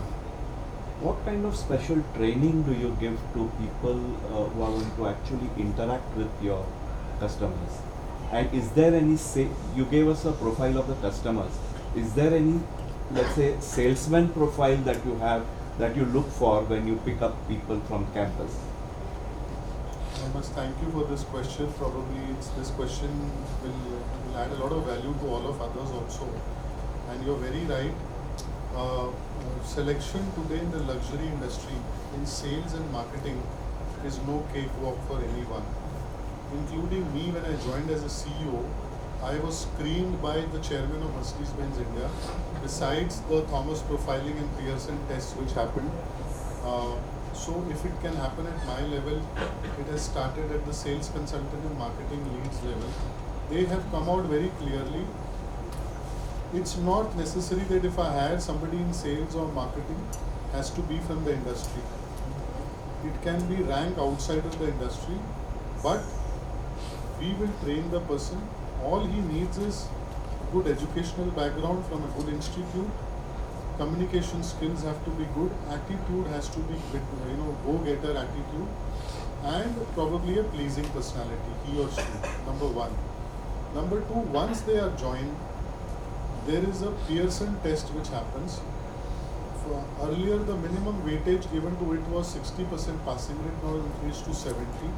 It's behavioral and communication and English language communication. Many of them get rejected there, but they want it to be the best. And number three is constant training. Now they've recently tied up with the Amity Finishing School. How do I make sure that my sales consultant who represent my brand speak and communicate and behave and groom like the best world-class salespeople? If you walk into a Mercedes showroom, or even if you Google, the uniforms have changed. They become a lot more trendier, they become a lot more youthful. That's the way the brand wants to portray itself. And then there is a program in all manufacturers. In Mercedes, it's called C certification. The C certification is like probably you getting a degree in some high-flying institute. But if you're C certified, your C certification gives you a global batch of working in that OEM across the globe. But C certification is not an easy thing, where it talks about technical, behavioral, business presentation, case studies, group discussions, a lot of things happen. But if you're C certified, what it happens is you're immediately promoted within the organization, you get a raise within the organization, and your demand and value in the markets go several notches up. So right from the selection to the training, there is a lot of emphasis which is going on to make sure that such products are given justice to. And of course, there's a lot of IT and technology which is creeping in. So how do I bring in a lot of tech-savvy people on board? There was a person we rejected. He was one of the better guys in the industry at a senior level we wanted to hire. But the gentleman didn't have a Facebook account and an Instagram account when we asked him in the question. He said, "Why do you need this?" Then we said, "We don't need you." This is the need of the hour. You have to be savvy on social media. It is, some organization says my employee is seeing Instagram or a reel in the office working hours. To us it's okay, because the more you upload the content, the more you are seen and visible. So people, if you see now, if you follow the auto industry luxury, you will see people uploading deliveries of car, people uploading drive events, people uploading various things which are happening in their showrooms, their dealerships, in their brands. And this is what creates an excitement about the brand. I hope I could... Very much. Thank you, and it's my privilege.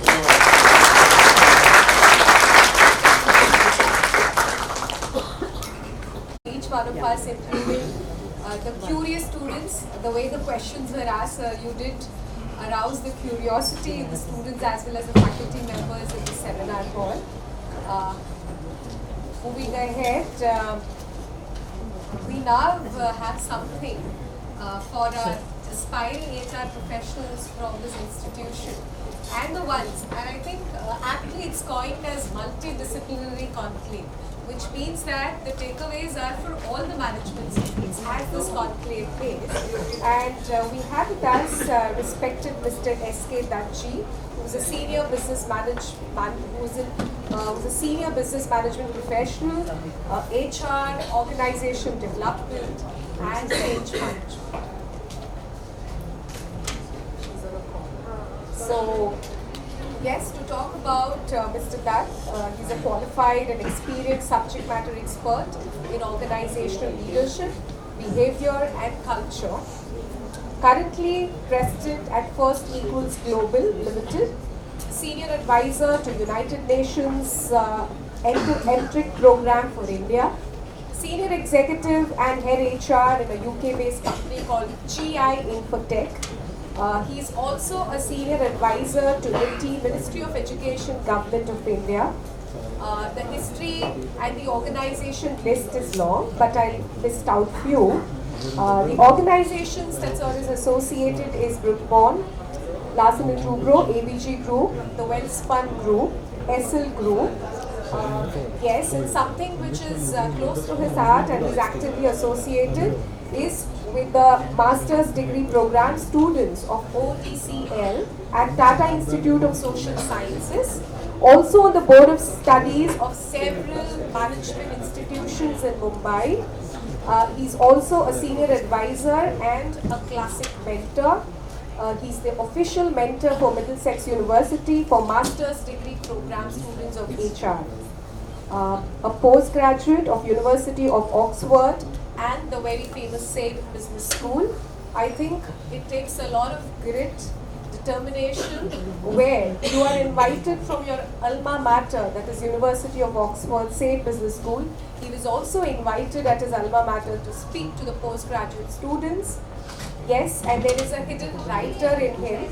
His articles and interviews, something which I think you will enjoy is reading his articles in the Economic Times, Business World, Business India, People Matters. Talking about his academic credentials, as I mentioned that the great institutions, the Mecca for HR, Tata Institute of Social Sciences. Yes, and apart from that, he's also undergone major extension programs at Indian Institute of Management, Ahmedabad, XLRI Jamshedpur, the Wharton Business School, and the list is endless. But yes, something on which today he's here is, I know, that's what that speaks about his humility, and he's expecting that, I stop here and I will not come between you and all the august audience here. I request you, sir, thank you so much for accepting our invite, and it's all yours. Committee members, director in charge, the dean, Jyotiji, senior faculty members and dear students. It's my privilege and honor to be here with you all today, and thank you so much for giving me this opportunity to share my experience, which in terms of at least number of years is long, but to what extent I have been able to do justice to those years is of course to be seen. But of course it's a pleasure to be here with you all. The odds did combine today because one, it took 2 hours, for more than almost 2 hours for me to reach from Hawaii. And the other thing is I have a very bad throat. I was actually thinking of, sort of excusing myself, but then I thought that any cancellation, at the last minute may inconvenience everybody. So please pardon me, I don't know how my throat will behave. So in case I break out coughing or whatever, kindly bear with me. Hopefully things should be fine, but it's a little bad. Essentially what I'll do first, I also want to congratulate the organizers in particular, because of the conference theme over the last 10 years or more.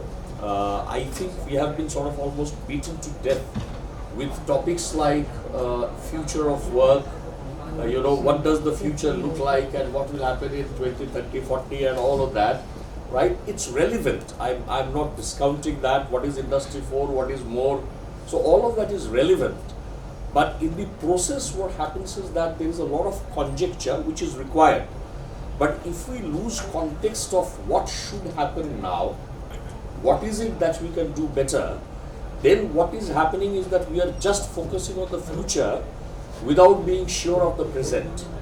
So it actually called for a lot of courage for an eminent institution like yours to keep the topic as a contemporary business practice, so to say. And actually I wanted to congratulate you on that, because that's important. It's very important that you know what's to be done now in the realm. Another important thing is in the future, we always must reflect and try to shape the future, right? Future is what we shape it as. But then there is also this contradiction that typically it has been found that most of the times the predictions empirically have turned out to be at least inaccurate 100%, right? This will happen a lot today, please excuse me. Has turned out to be inaccurate, and therefore a combination of both, in terms of trying to picture the future, prepare for that, and also make sure that what is current and what is the realm of the current practices is something which is important. Another thing which you would find in the course of some of the things that I say is an apparent contradiction between two ideas. But there is a concept in management which you either have already covered or which you will know soon, is to be able to sort of hold two opposing ideas together and then be able to harmonize or do justice to that. When I give you some examples, you will be able to understand that this is it, this apparently contradicts, but then how do you, because life is not always a very reconciled, straight arithmetic, it does not. Even in terms of many of the things that Inderpal ji said, you know, it was not 1 + 1 is equal to 2, it was so many, you know, like the dimensions that he mentioned, what I am sure what Arunji is going to mention subsequently is also going to be like that. The way I have designed, you know, like planned today's small exchange with you all is to share a few perspectives and sort of ideas in terms of some of the current practices which have evolved. There is a COVID dimension which in some parts of the world is still a challenge.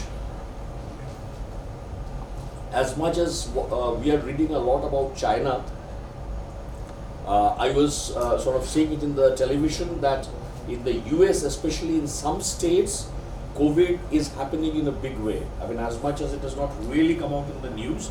So China, and then when something like COVID happens, you know what happens in terms of the impact on the economy. And today, I mean, this is cliched once again, but we know that whenever in a large economy or influential economies like the US, China, etc., if something happens there, it is not as if that we are insulated from that. We are not, right?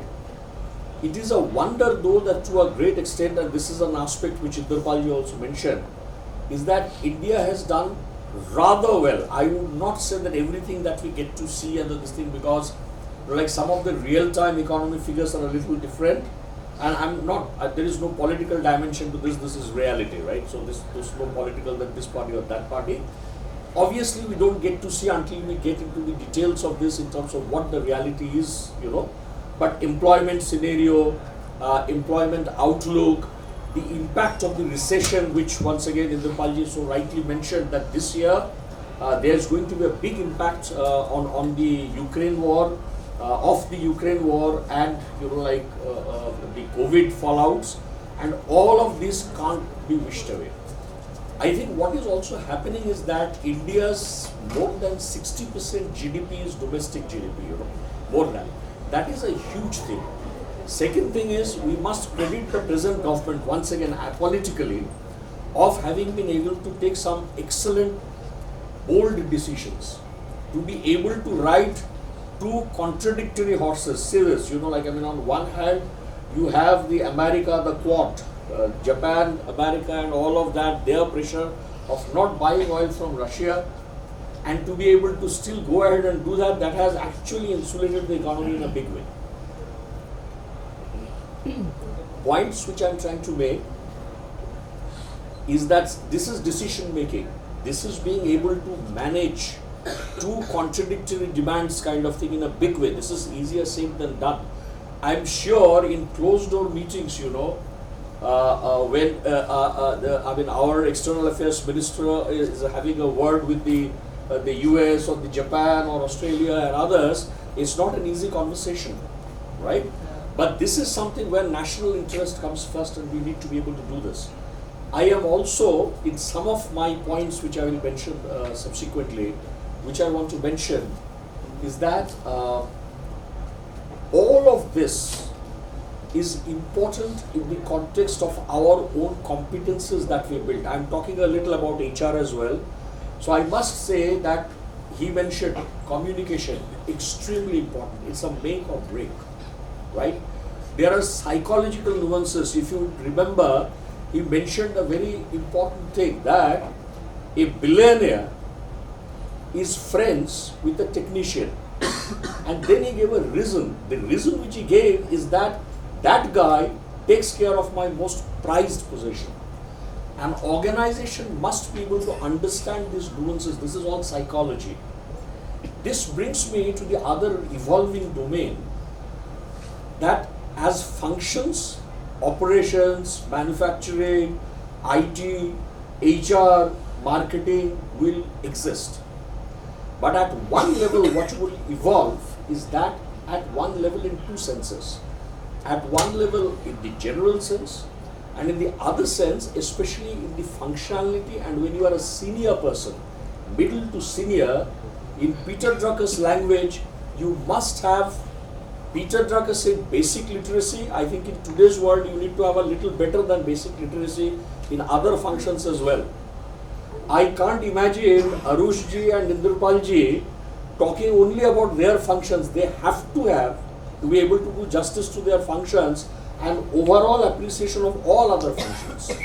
You know what? Because it is otherwise impossible for them to do justice to their functions or to their role.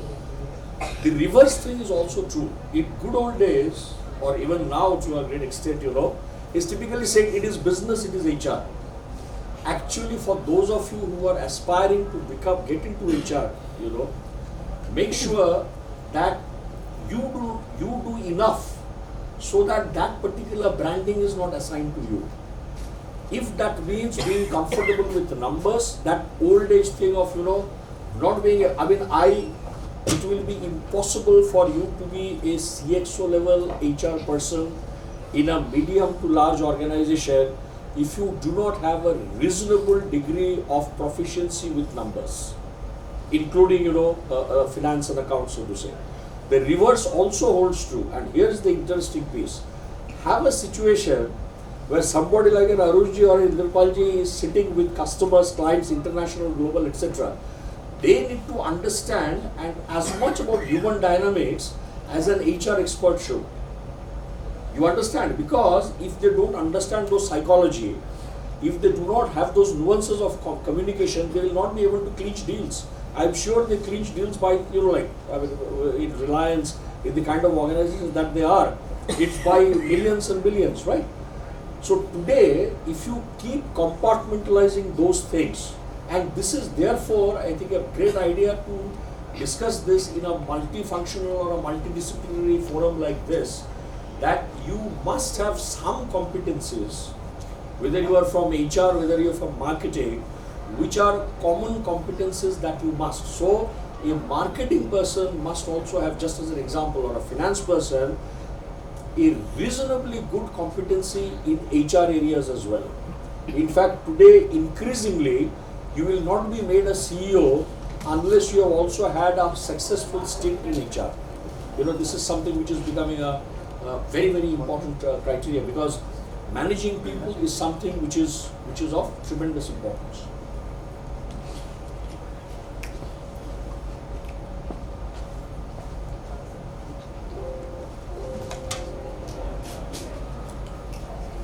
So a few quick points.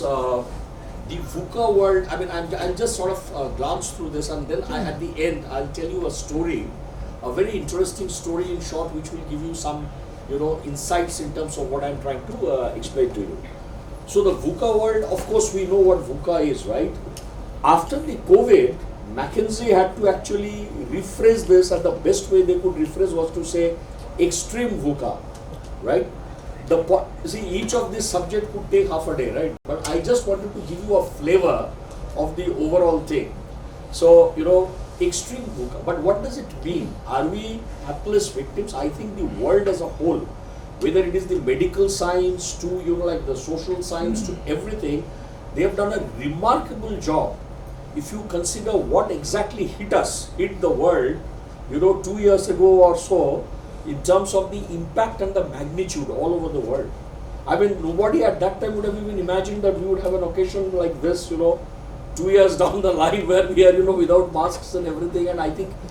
And within that, I think India did a splendid job, because for the scale and complexity that we had in terms of numbers. But what I'm trying to say is all this is structured, planned. So today I'm not going into that, but decision science is something which is not, VUCA means uncertain.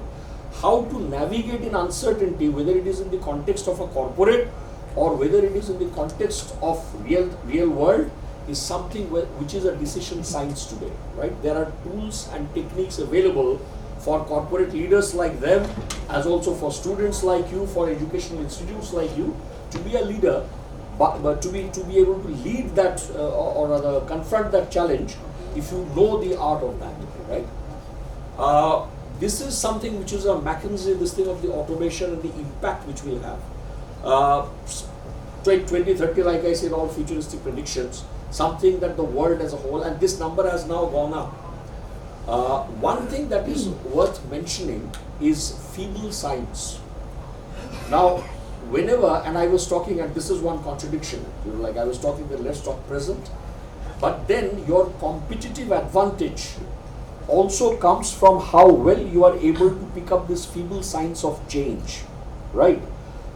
Sir mentioned gave some examples, you know, like of Jack Welch and G in terms of how in every meeting you talk about change, right? But for change, you need to have foundations and pillars and this thing. Competitive advantage comes from how soon you are able to pick up this feeble science, because everybody or every organization does not see that. So are you able to see those signs and quickly adapt and work on them is something which is very, very important, right? So all these things which have happened. So for example, we all know about artificial intelligence, machine learning, digital. Now, how much are we really, and there is always that resource bit, right? Because we can't just blindly, because all of this, and what is the context? Whether it is leadership, whether it is any change, there has to be the context of the organization. Without a context, without a need, there is no point in going in for change for the sake of change. It is something that you must also remember. Skill gaps become important for students in particular, because first, one is your university, your institution is of course teaching you whatever is the latest, right? There has to be adequate awareness in you as well in terms of what is it that, see, everything that we speak about, whether it is strategy, whether all this ambiguity VUCA, also applies in your individual context. If we are talking about competition, it applies in your individual context as well. You, in a way, are collaborating with each fellow student, but you are also competing with each fellow student within the institution and externally as well. So what is your unique value proposition? You must think of this. So this does not happen luck by chance. So there are people, there would actually be students who are actually thinking and planning that, right? So I am not saying that please become very serious, subah sham ek kar do. Do things your own way. How you manage time is your business, but do not ignore these things. And I'll put it slightly, in this story that I tell you, I'll put it in the context of organizations as well and how to do this with a sports story of the great Muhammad Ali, and that will illustrate the point. So this is something which is important. So reskill and upskill, rapidly identify the skills your recovery business model depends, build employee skills, start now, act small. These are some things, you know, like which are general. Let me now, this is important. World Economic Forum, Linda Gretton is one of the thought leaders of HR. Does this work as well? Yes, This work. Okay. So Linda Gretton is one of the, you know, like global leaders, thought leaders in HR in particular. So human soft skills that will become increasingly valuable: empathy, context sensing, collaboration, creative thinking, stress management, right? We know this, but there is another dimension which I want to add to this. These are all colloquial, right? So like I was just mentioning 2 minutes ago, when we talk digital transformation, AI, machine learning, very interestingly, I'll just give you 2 dimensions. There is a United Nations report which says that actually there are many jobs, you know, which will increase because of AI. So we all have this sense that artificial intelligence will take away jobs, right? But if you do a little more detailed research, which will find that it will add jobs as well. I'm not going into details. And this is a proper United Nations report, right?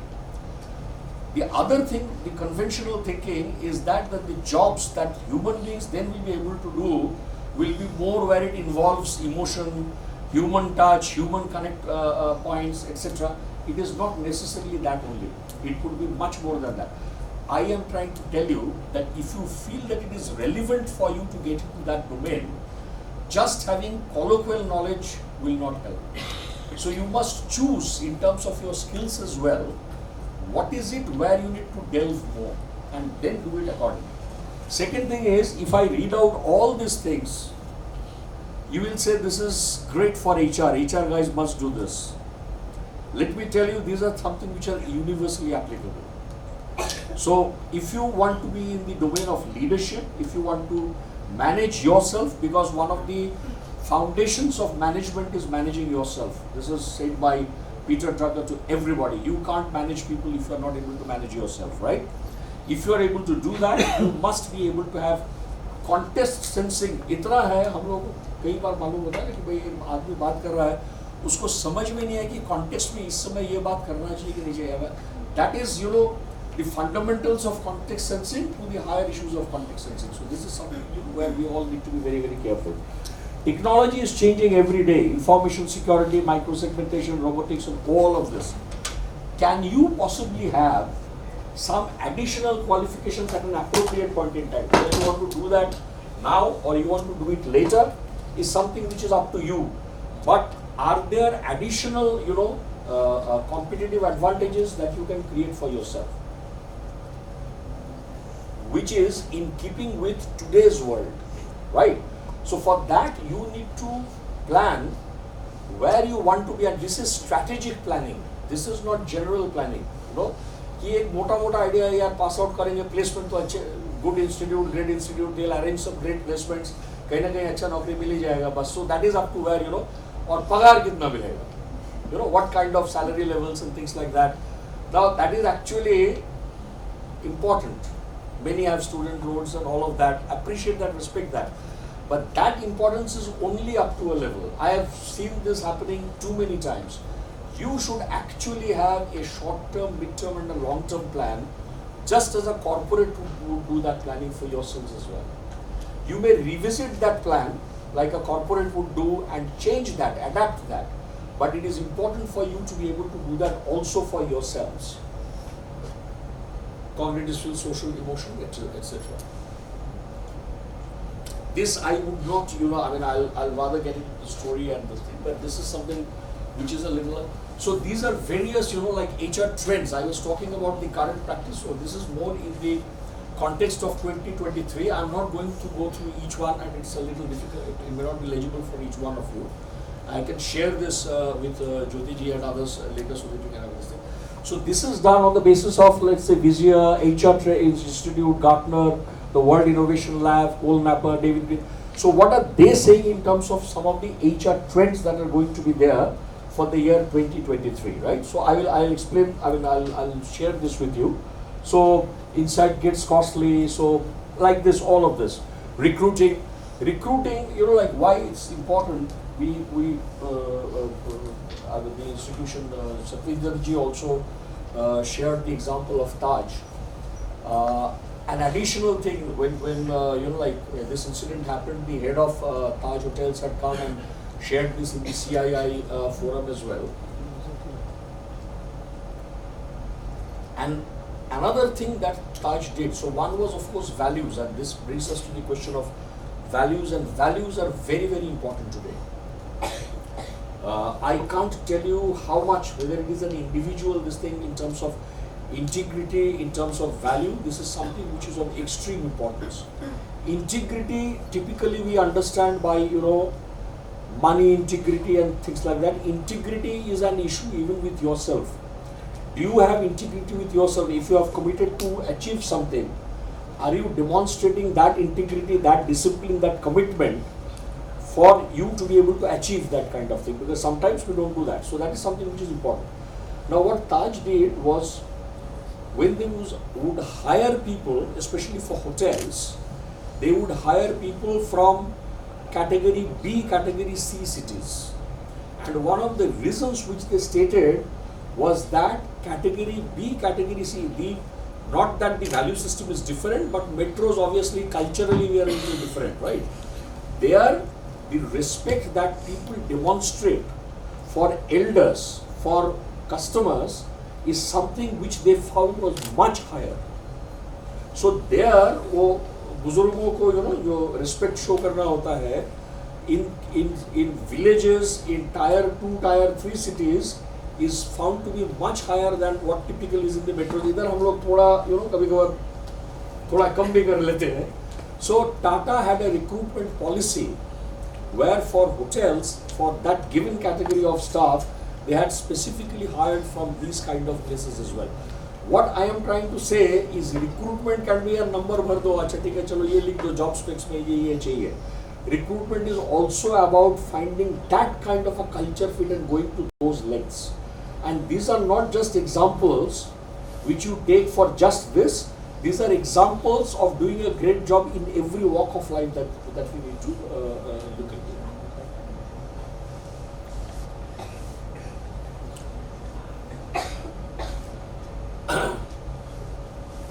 This is an important slide, but I would rather explain this. The slide is more for your general reference.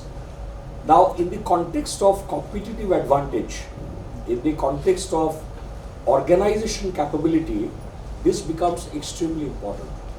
So, you would have gotten a flavor from, Indrapalji, the type of competition that happens even globally. He shared a slide which talks about the market share of various luxury brands, right?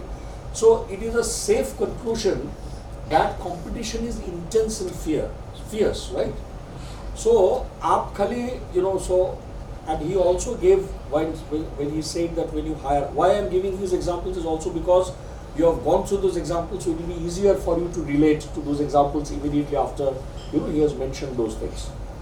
So, organization capability is not just the aggregate capability of all competencies of the people that you have in the organization. The sum total is not equal, it has to be much higher. It has to be multiples of that. Because if it is, it's a proven research by Dave Woolrich and others as well, right? And when you are talking in terms of, suppose we have strategic plans in organizations, right? Now these strategic plans often are strategic plans on paper. Is there a integration of sorts with the organization capability? And those organization capabilities will also be need to be linked with individual capabilities, individual competences. I am working with organizations where the top leadership teams, their individual competences, and we are finding that there are super strength areas. Many organizations, which we find that there are great strength areas. There are also areas where the organization needs to do much more to be able to achieve some of the strategic objectives that the organization needs to have to be able to achieve what is part of their strategic plan, right? So, organization capability, including your own capability, is something which needs to be assessed always, is an important thing. Okay, I will keep to this and just one more. Can someone just help me to go to the end of this slide? But this big story, I'll just tell in a very short this thing to make you understand some of the things that are very important for you. It's at the very end. Yeah. So some of the things that I would highlight, whether you are in HR or other things, is strategy. I was mentioning that. In many organizations, strategy is done pretty casually, right? Because it is done more in a compliance mode.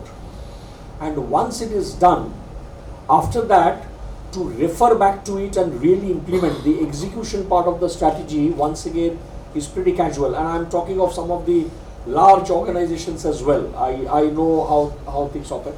There are great exceptions, but then exceptions don't form the rule, right? So the point which I'm trying to make is strategy is the differentiator. And I mentioned to you a while back that in your individual lives as well, you must have a strategy. You can revisit, but it can be a differentiator. The other thing which I would talk to you about is emotional intelligence. Now, I had quoted some time back, about Linda Grayton, World Economic Forum and all of that. Emotional intelligence is going to be one of the biggest, if it can't be stated as just a competency, but it is a major capability that now, some of you may have heard of Daniel Goleman, Richard Boyce and others. Now, IQ is important. Your cognitive ability is very important, so we are not saying no. But what is a much surer way of predicting success is emotional intelligence. And as Inderpalji was saying, in many organizations today, in fact, Hogan assessments or other DDI assessment centers and everywhere, emotional intelligence is something which is assessed as one of the key things for leadership success. I am trying to make a point to you all that do not wait for when the turn will come for the organizations or the institutions to learn emotional intelligence.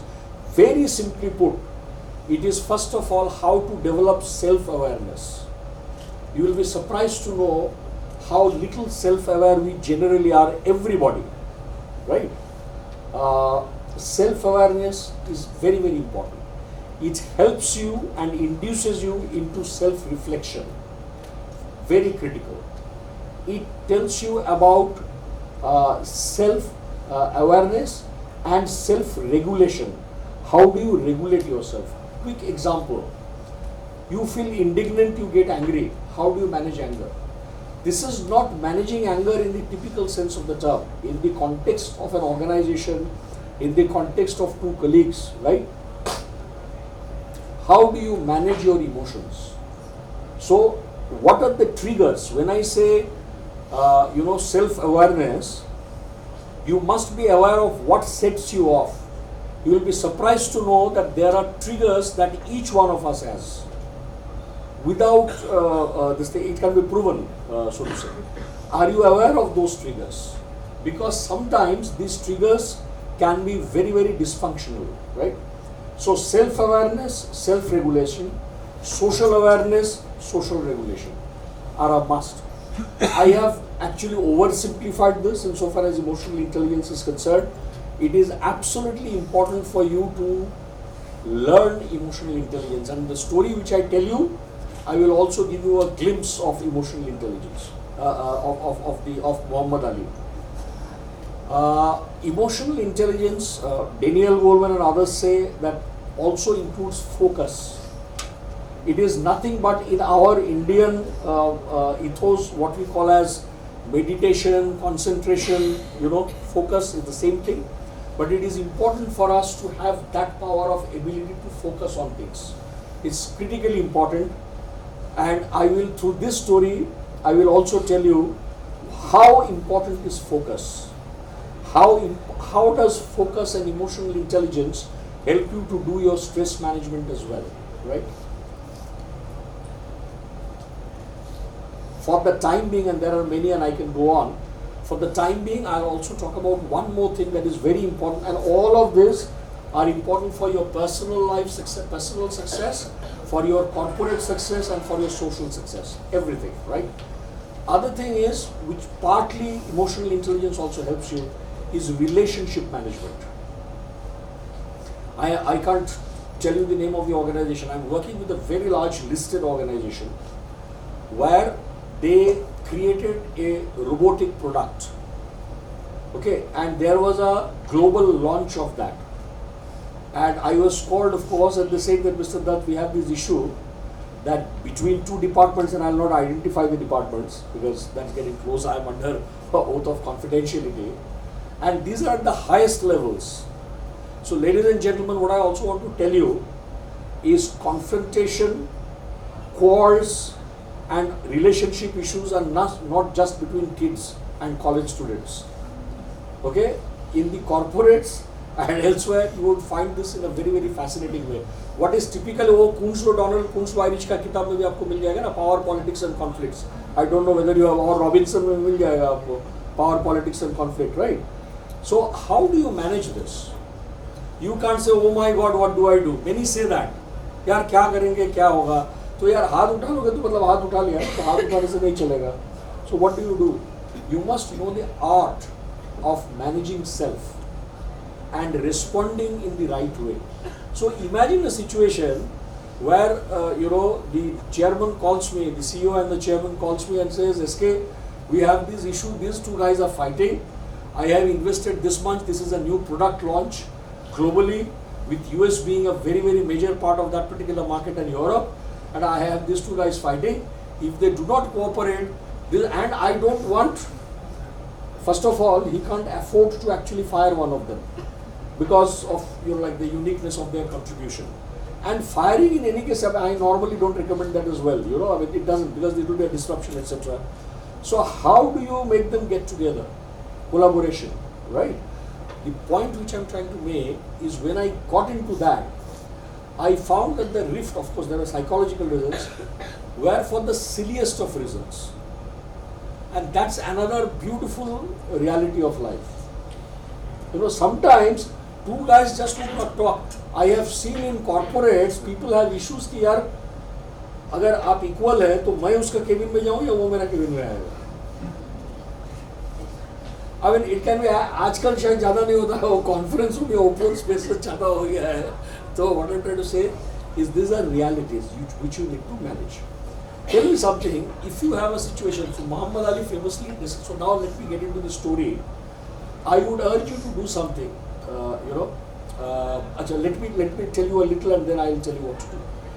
So Muhammad Ali, all of you have heard, anybody who doesn't know about Muhammad Ali or haven't heard by any chance?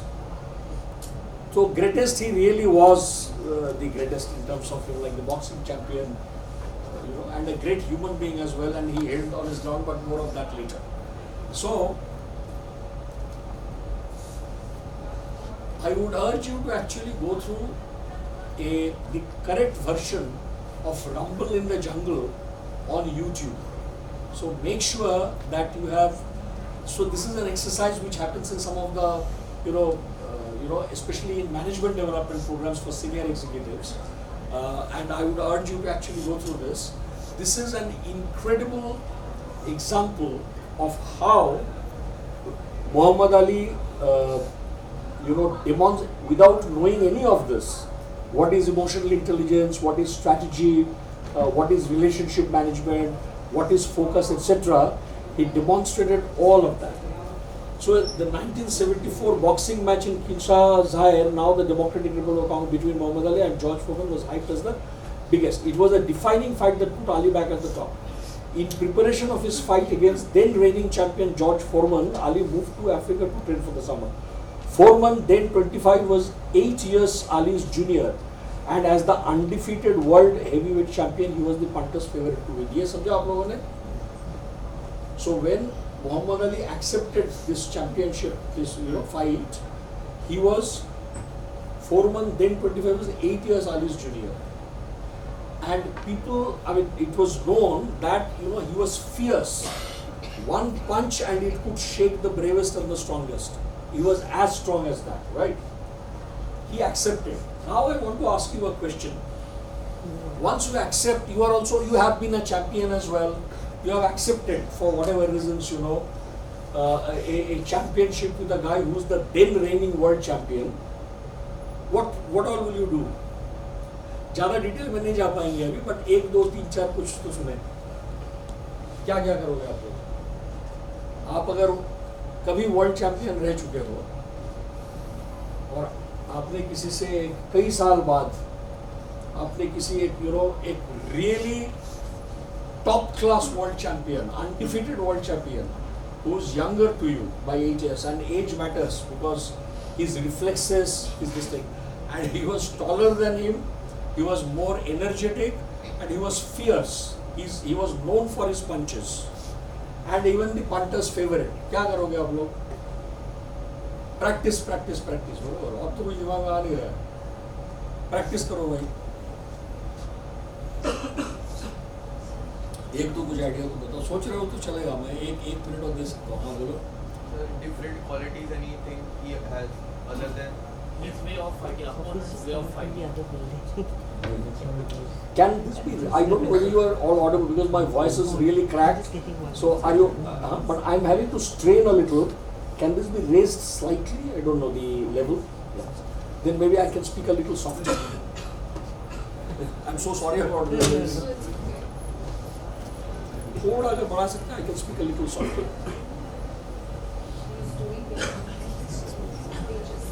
If only it is possible, otherwise leave it. Yeah, I think this level is fine. I think you did something. This is good. Is it echoing or this is fine? Yeah, I can speak a little. Yes, this is better. Yeah. So you were saying something. Yeah, this is much better. Thank you. Opponent's way of fighting. Opponent's way of fighting. Excellent point. Good point. What else? This is a good point. Cover, sir. You are on the mark. What else? One or two, and we'll quickly move because I know that Arushi is waiting and we are way behind schedule. I'm sure. एक point और कुछ दे दो. हाँ? Strengths and weaknesses. Good. But वो थोड़ा conventional है, but चलेगा. मतलब it's right. You said. Oh, you said. Okay. Okay.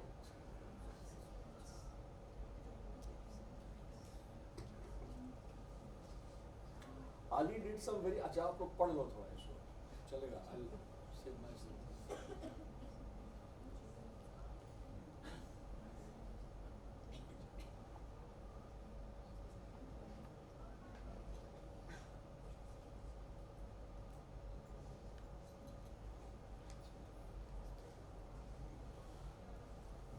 इसमें ना ये मैं बहुत शॉर्ट में इसलिए लिया क्योंकि ये इस कीनोट में इससे ज़्यादा मैं नहीं ले सकता हूँ.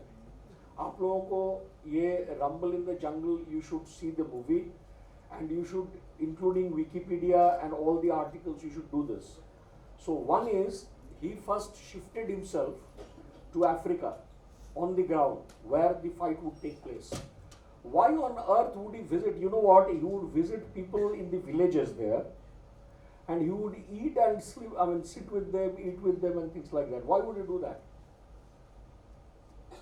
Tell me, for whatever strategy once you accepted, you know, knowing opponent's weakness and everything is fine, but tell me why on earth should a boxing champion who has accepted a boxing bout with a world champion go to the villages of the location where it is going to be held and make friends with the local villagers, local people there, eat with them and things like that? Why? The people cheer and cheer. Yes. But really go to that level? Sir, encouragement gives more strength. I am trying to, what you are saying is you are saying it with hindsight, right? Because we know that he did it. Will people do that in today's world? I am trying to say, when you are serious about something, the length, and you need to do it smartly, right? So he went to the villages, he made friends there, because when you are getting beaten up with that kind of a punch, right, you need that encouragement to get up again. When the entire stadium is rooting for Ali, and it actually happened. Those 60,000 people which went there, everybody was screaming Ali, Ali, Ali, Ali, Ali. Imagine the psychology. Do you understand what psychology is all about then? And why on earth a guy who has accepted this thing? First of all, look at the beauty of what strategy can be. This is part of strategy, right? This is also part of emotional intelligence. This is also part of relationship building, right? When everybody, and you know that there will be times when those knockout punches will floor you and you need to get up and you want the world to actually root for you at that point in time, right? Now let's come to this rope-a-dope. This gentleman foreman was taller than him. So it was, Ali worked out that for every single step that foreman took, he would have to take 1.5 steps. I am amazed that this gentleman, you know, I mean, I'm really, it is a pity that in corporates we don't do even half of that. In exceptions, I said there are great corporates, I'm not talking about that, but by and large, this is what is the story. So this gentleman realized that 4 months, every single step is 1.5. What does that translate into in a fighting bout? Ali would be spending more energy. Excellent, sir. Ali would be spending more energy. Therefore, he'll get exhausted faster. Normal कोई challenger इतना सोचता है क्या? बड़े बड़े नहीं सोचेगा. So one of the things that rope-a-dope is a technique which was devised by Ali. So what he would do is he would get into the middle. Please see this after reading everything. You see this and see all the rounds. Don't go to the 8th round finally. You will love this, right? So in each of this, he will go, attract him, go to the rope and cling. So what is happening is this guy is having to lean. He is leaning on the rope, right? He is not able to land the punches properly and he is not having to exhaust himself. So what is called a rope-a-dope, and it is technically allowed by the boxing champion to this thing because you can do that. So this whole rope-a-dope, this was a strategic thing because he realized he did not have a chance if he were to stand in the middle of that and then fight it out. One more thing. Sorry, Foreman was the reigning champion at that time, right? If you watch the correct version of the video and the reality, Foreman made him wait for 40 plus minutes. And the commentators were discussing amongst themselves as per World Boxing Championship rules whether this is allowed. Why did Foreman do that? Psychologically, right? Psychologically. Today जब China के बारे में पढ़ते हो, China जो भी करते रहता है, क्या क्या लिखा हुआ रहता है उसके नीचे कि they are psychologically doing this, that and the other. I actually want to slight digression. I want to actually credit, and once again without any political this thing, the leadership of this government, that actually they gave it squarely back to China, because for every time that China would make a noise, would be quiet. There can be nothing more intriguing than silence, because the enemy is wanting you to react and he does not know what the hell is happening. The moment you get angry and react is a problem, sir, because then you are giving things out. है ना? So even that way, India was absolutely quiet in all this Galwan se leke. Anyway, what is so when this 40 minutes, if you watch the video, he was only practicing by himself. You would love those 40 minutes and he knew back of his mind that this is what is happening. World champion. हम लोगों का तो ego के मारे, we would say, what is this यार, ये नहीं बनता है. So then what is happening is, if you would get angry, you would actually defocus and stress आ जाएगा and सब कुछ. Focus is sir critically. इसमें self management आता है, emotional intelligence. You should be able to focus कि भाई 5 minute बाद या 5 मिनट पहले आओगे तो जरूर ना, तो देखेंगे तब कितना देर रुकोगे. You should watch that, that is one. Secondly, Ali did the reverse. एक था जो फोरमैन ने बाद में, they became the best of friends afterwards, foreman. So Ali का ये टिपिकल था टॉन्ट करने का. तो मतलब क्या हुआ स्ट्रेटेजी कि आपको अगर गुस्सा दिलाया तो आप तो गुस्सा में आ गए, और आप अगर गुस्सा में आ गए, टेक्निक इधर उधर हो जाएगा, 2 मुक्का इधर भी पड़ जाएगा तो उधर भी पड़ जाएगा, बरोबर ना. तो वो जाके उसका कान में बोले, दो बोला था, बोलता है कि लोगों ने मुझे बताया कि तुमको बॉक्सिंग आता है. और एक बार जब वाकई एक बहुत बढ़िया डाला था उस पर, तो उस समय उसने झाड़ नहीं हुआ, उसने बोला बस तुमको इतना ही आता है, लोगों ने तो मुझे बोला था तुमको बॉक्सिंग आता है.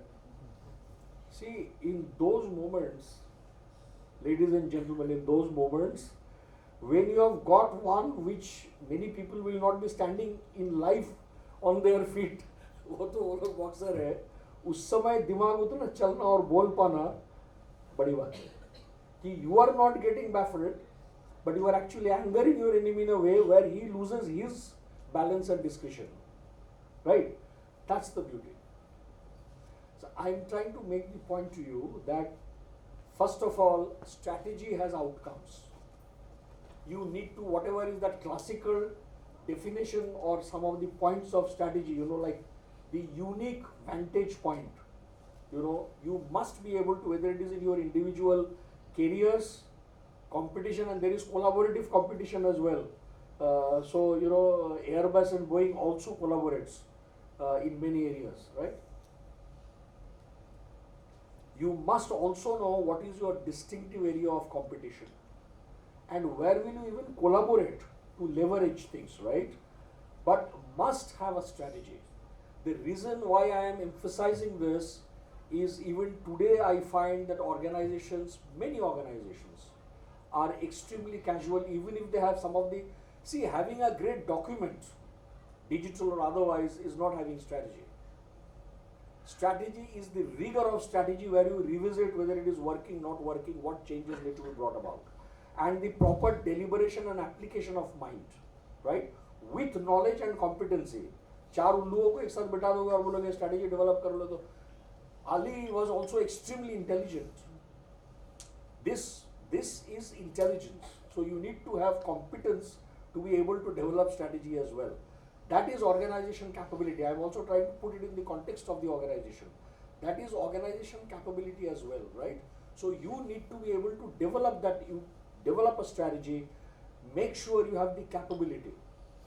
And typically organization, yaar, ye sab HR ka funda hai. Luckily those things are changing now.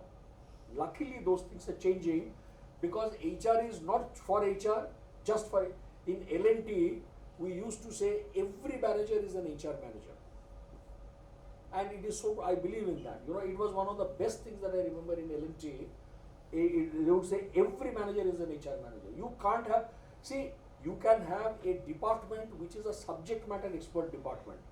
But that way, for example, when we are talking about a brand ambassador, for those 40 minutes or so, that chap who's a salesperson, who's driving a billionaire, he is making or breaking by representing that whole organization. I am so happy, sir, you gave some examples that I could correlate, and that's the reality. So every manager that way is also an HR manager, every manager is also a business manager for that matter.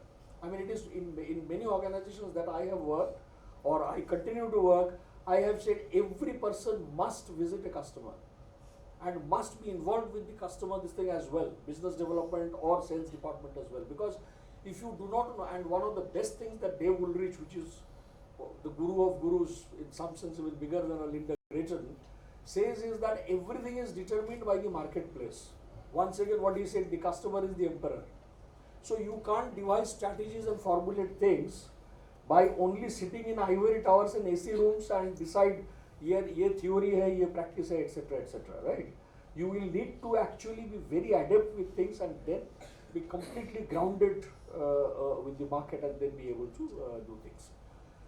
Last but not least, so therefore these are things that you need to do. I had like several other things, but I think we'll keep it for another day. Also keep very abreast of things which are coming up, and not only for HR, which is ESG. ESG for all stakeholders, and ESG is essential, you know.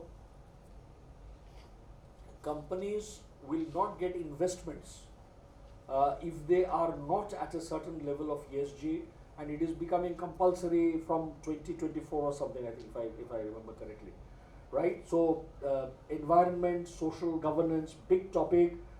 Like there is a lot of harmonization that needs to happen between the social thing, the transformation and the governance part, as also the environmental part, all of this. And that should be a matter where you gain expertise across your, even if you are from multiple disciplines, you must be able to have that expertise. It's very, very important, right? So I'll keep it in this. For whatever that I have covered or even outside the syllabus, you can ask me in case you have one or two quick questions, and then we can take it from there. Thank you.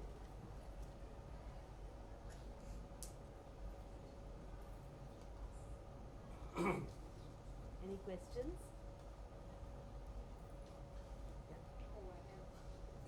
Yeah. Good afternoon, sir. Ajit, good afternoon. Sir, as an HR manager, how would you advise on increasing diversity in an organization? quick pet job. So देखो, diversity first of all. So diversity, I am not only coming from a gender point of view. Diversity is diversity in every aspect and every respect, right? Diversity is even between age. So Chandrababu Naidu, at one point, so that gender diversity debate, inclusion, we know what's happening in the corporate world. Let me, at least for that purpose, keep out of that, in the sense, not repeat that. Let me talk about other diversities, where people. One diversity which is happening is, at one point in time, organizations, including myself, would talk about a formidable combination of engineers and MBAs. And then people found that that is not necessarily the best, because everybody is talking the same language. You are actually creating a limitation by way of creating such boundaries. So IIM Ahmedabad has a course on Gita, right? And there are universities in the US as well which has courses on Gita. The idea is you must be able to bring in diversity of perspectives. Chandrababu Naidu, when he was the Chief Minister of Undivided Andhra Pradesh, he would bring in management trainees and graduate students like you, and make them sit with IAS officers and corporate interactions as well, and they'll ask for their opinions as well. Why? Because experience is also a blinder. I remember, and I'll just take 1 minute. So the IBM head HR at that time, this would be about, let's say, 10 years ago, the HCL Chief of Americas and I happened to be attending the SHRM conference in the US. And while sort of going, so we went to a master class. In that master class, there was a simple thing of, mistakes in a paragraph in English.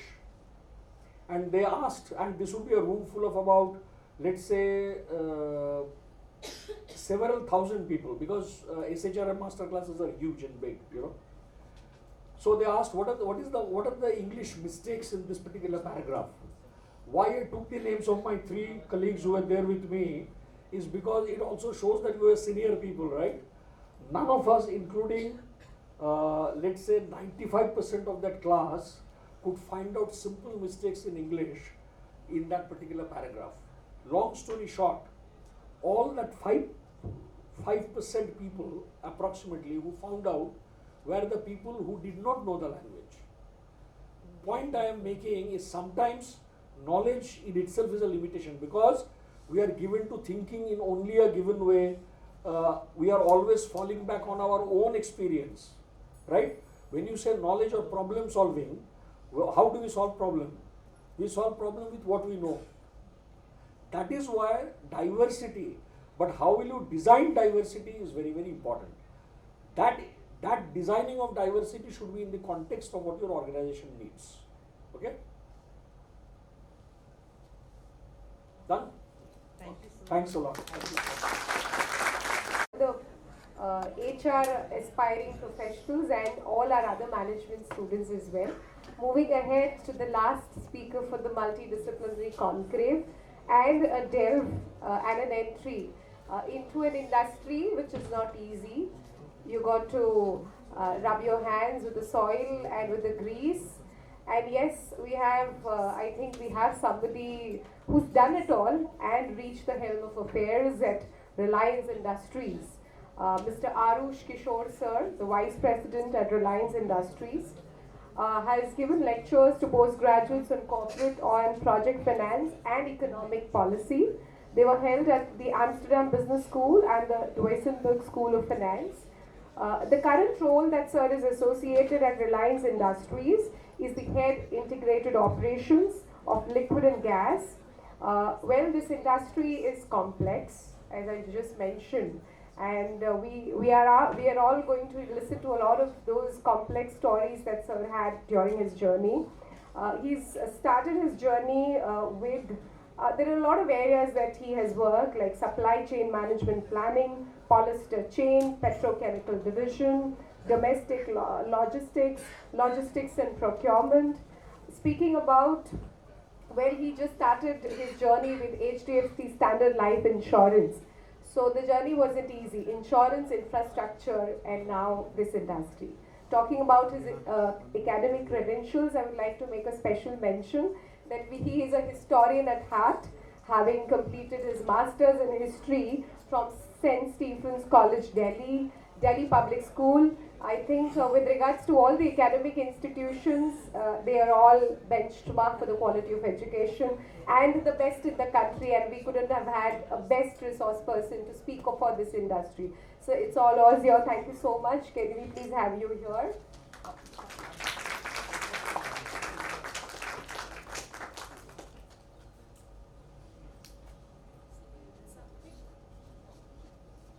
Wow, that's been quite some day so far.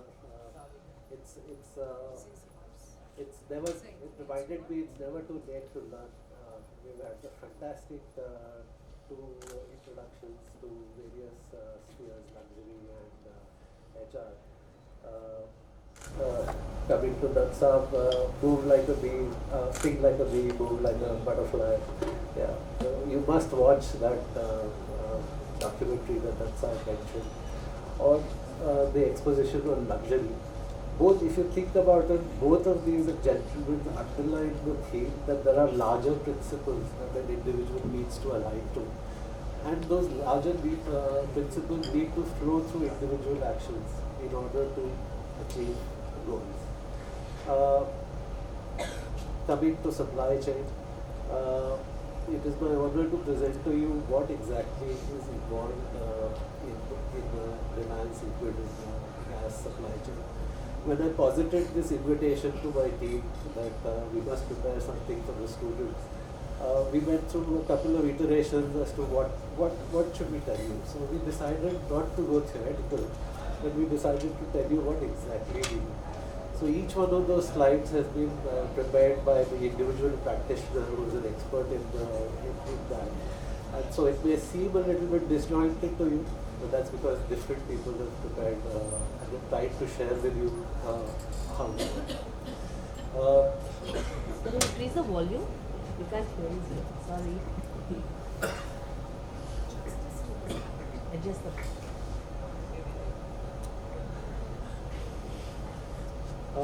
We've all been, so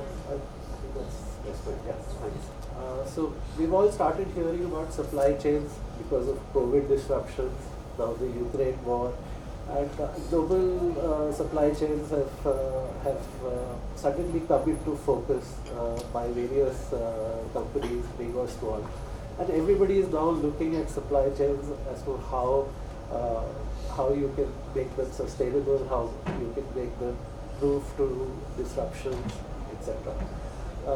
Supply chain professionals like myself, I can tell you, I've never been more in demand, and it's a good time. People talk about supply chains as CXO positions now, which was not the case maybe a decade or two earlier. About 10 years ago, I was a novice. I was doing fairly well. One of the qualifications that I have in additional to history is MBA Finance. I was in finance for a very long time and living a good, luxurious life. When my ED one day came to me and said, "Truck lagayega?" So I said, yes, of course, not rely because he asked. And I'm not the kind of person who will say no. Little did I realize the amount of complexity I was getting into when I took on the challenge. At the end of the exposition, I hope I would have shared with you some of the complexities that we face. How do we deal with some of the challenges that we face on a day-to-day basis, whether they are macro or micro? And at the end, hopefully, I would have given you a sense as to how individual or corporate actions align to national or societal goals. Now, what is a supply chain? You must have read 10 definitions of a supply chain. And frankly, having worked in a couple of countries and companies, I can tell you that there is no standard definition of a supply chain. Each company defines it for themselves. Very simply put, it's everything that starts with production of or procurement of raw materials to the delivery of the good or service to the customer. in Reliance Petrochemicals, we defined it this way, wherein all the inputs to the supply chain planning gets incorporated into a plan that gets converted into a deployment plan, also a production plan, and various iterations then come to a sales plan, which is converted into a shipment plan, and then those goods are shipped out to the customer. Literally, the area that I handle is on the extreme left of me or right to you, which is the supply chain execution, which is literally where the rubber hits the road. And this is a day-to-day event. The planning horizons are longer, execution horizons are shorter, and therein lies the challenge. What is the scope of logistics or supply chain? So most supply chains would straddle the space of logistics processes. Some of them are listed right in front of you. If you look at deployment planning, these are the various things that go into a simple deployment plan. If you look at logistics facilities, it encompasses managing those kind of facilities, and together they form the nuts and bolts of a supply chain. This is a very, very simple chart which tells you what the simple task is. I put it deliberately there. Essentially, just to tell you, the complexity lies in the fact that all inputs, all intermediates, all end goods, everything comes under the ambit of the supply chain. This is another very simple chart. Again, a very simpler than the one before. Here we are the team is trying to tell you the physical flow of a truck, which is there in blue, matched to all the processes that take place between those flows of trucks. And the red lines determine where the IT interaction or the network interaction is to automate much of the process. And what I want to drive here by showing you this, it's not just the high level, not just the strategy, it's not just the plan, it's day-to-day practice which informs a good customer experience. All of us work to larger goals and principles.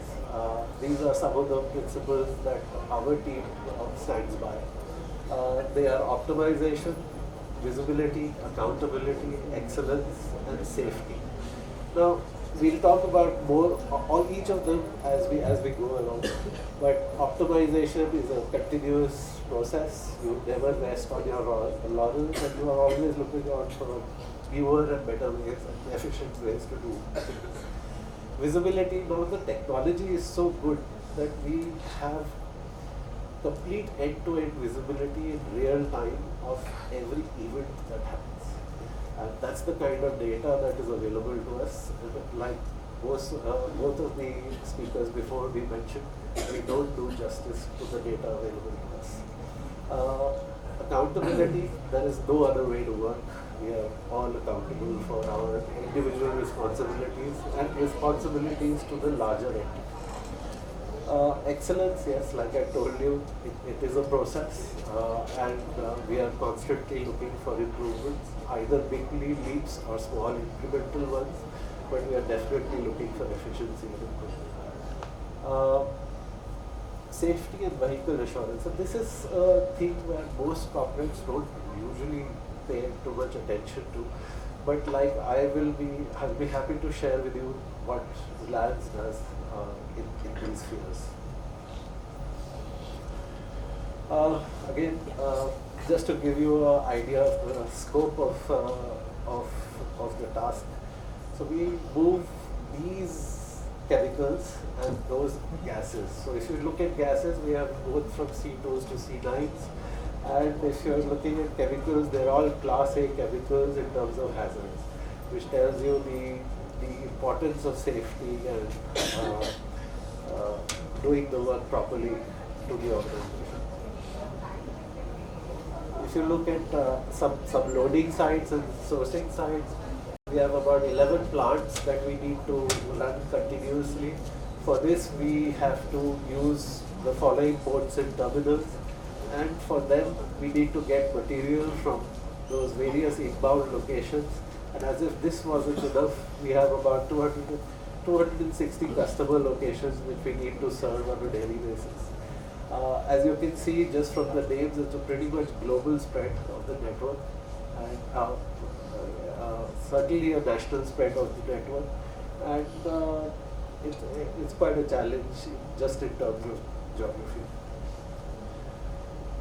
What does this translate to? It translates to quite a lot. I draw your attention to the figures in blue. As you can see, they are pretty substantial numbers. If I was a company, I'd be one of the largest companies in the world in India, certainly. These two charts just depict the seasonality that we have. Sorry for the older data, but that's the corporate policy. But if you see the pattern of the spread of data, there is a seasonality between dispatches and receipts. What does this tell you? It tells you again the complexity of the supply chain operations, the dynamic nature of the operations in terms of how you pivot between inbound and outbound. These are the types of vehicles that we use on the road. So over time, I draw your attention to the chart on the right. Over time, we have consciously worked at moving towards stainless steel tankers. Now, what that does is, if you go back to the chart of products, the products were divided into white and black. Now, within those categories, stainless steel tanker gives you enormous flexibility to operate with minimal servicing between products. And that really helped us in COVID because there was a driver shortage. There were massive disruption to regular flow of goods and traffic. And we used we knew that we didn't know that COVID would happen, but we do know that SS will give us the maximum flexibility in operations, and we've been consciously working towards that. So you would have heard the term agility, and to just labor a point that's upside that these are not just theories. Behind every concept, there are practical actions that you can take in day-to-day life to achieve the desired result, in this case, agility. Coming to bulk liquids, so these are my sea operations that I handle, so it's again a pretty much global spread. The additional challenge here is that it's a 24/7 kind of a job, and parts of the team have to be awake in silent hours. These are some of the essential deliverables that we have in bulk liquid operations. I'd like to draw your attention to the middle chart, which is, if you notice, we are doubling our volumes during the COVID period. With all the challenges that the COVID period brought together, which is work from home, not physical processes, not having electronic counterparts, etc. And very quickly, the teams had to ramp up and come up with these, plug these gaps in order to service what was not normal demand, but double the demand. These are some of the pictures of the kind of tankers that we use. And this is a bird's eye view of the Sika jetty, which is an engineering marvel by itself. And at any given day, we operate at about 95% occupancy. People will tell you that a good port, say Rotterdam or Singapore, works at 80% efficiency. So Sika operates at 95% efficiency pre-COVID. In COVID, we reached 99% efficiency, just to double, just to be able to serve and stay afloat. If you look at coming to distribution safety, now safety is one of those topics which is like a good advice coming to you. Like all good advices, it has a journey. The first one is नकार मार के भैया ये तो हो ही नहीं सकता. The other one is तिरस्कार के अरे what an idiot. And the third one is that you adopt it. You know?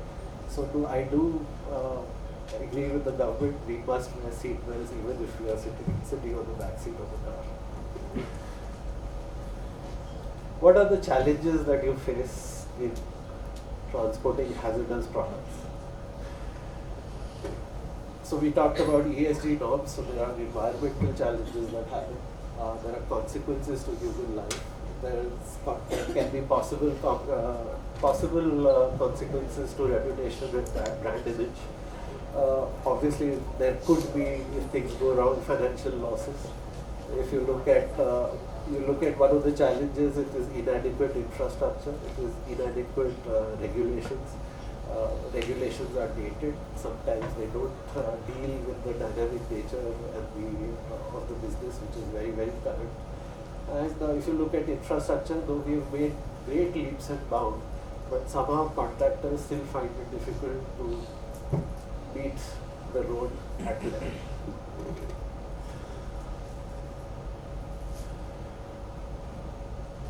What are the hierarchies of risk of control? So if you look, the most companies will begin at providing personal protective equipment, and then the most effective way of risk control is actually elimination. When you look at alternatives before you.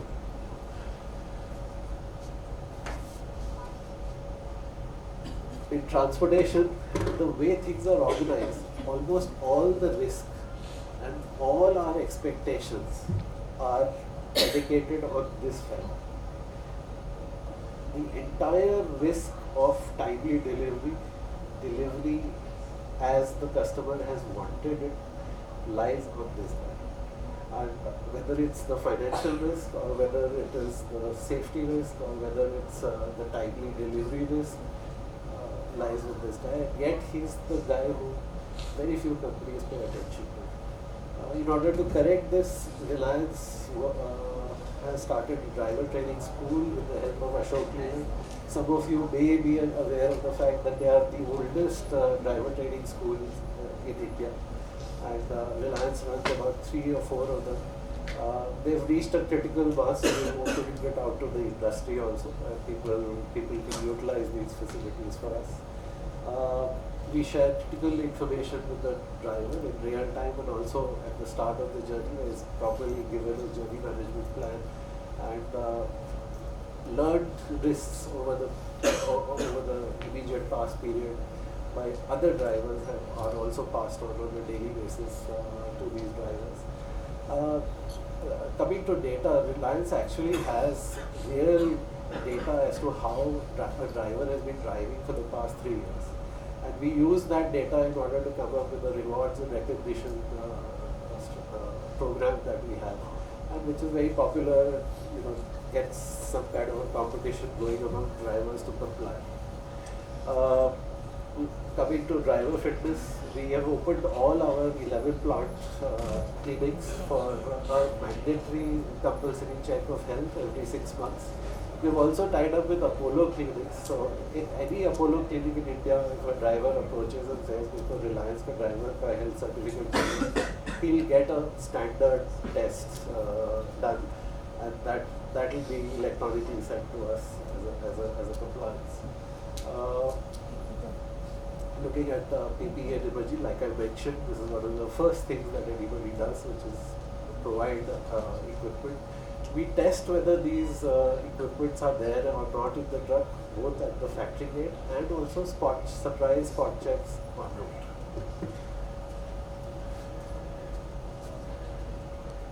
What are some of the other administrative controls that we can put in?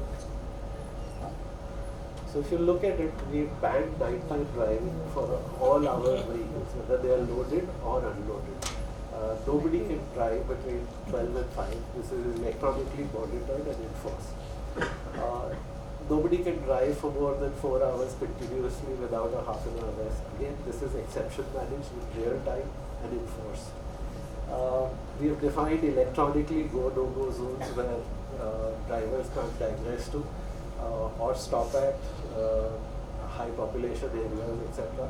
And we make sure that they only stop at designated places so that least disruption and maximum safety is ensured. If you look at unauthorized stoppages, like I mentioned, a corollary of that is that they are unable to stop at random places of their choice, which increase the risk. There's journey management. Every journey is properly managed. He is told the start and end time, where he can stop, what is the expectation, etc. And it is digitally enforced. And this we do by a 24/7 logistics control center, which actually physically sits in Baroda but manages an all India operation for us. What are some of the engineering controls that one works with? So we check the mechanical integrity of the vehicle periodically. Some of these are legal checks, but some are reliance asks also.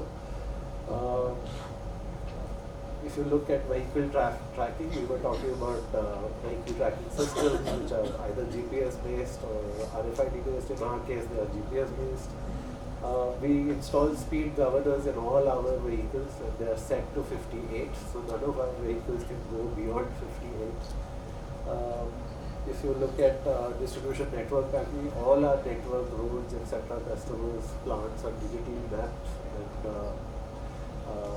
therefore enable us to track things in real time and respond in a real time manner to incidents. We don't allow vehicles more than 10 years of age, so this means that most of our vehicles are at optimum working capacity. And we are probably the only company in India who insists on an ABS if it's a trailer, horse-trailer combination, on ABS on both the horse and the trailer. So these are some of the mechanical things that we can think of and we are implementing in order to make sure that product is safe. What are some of the elimination strategies that we have? So we substituted mild steel tankers to stainless steel tankers. This not only ensures safety of the product, but also it's a better vessel, safer on the road, and like I said, gives a very good flexibility to operations to meet dynamic demand. If you look at substitution, we move from smaller vehicles to larger vehicles. This means that there are less vehicles on road. The risk is comparatively less. And elimination, yes, we move to either trains or sea as much as we can.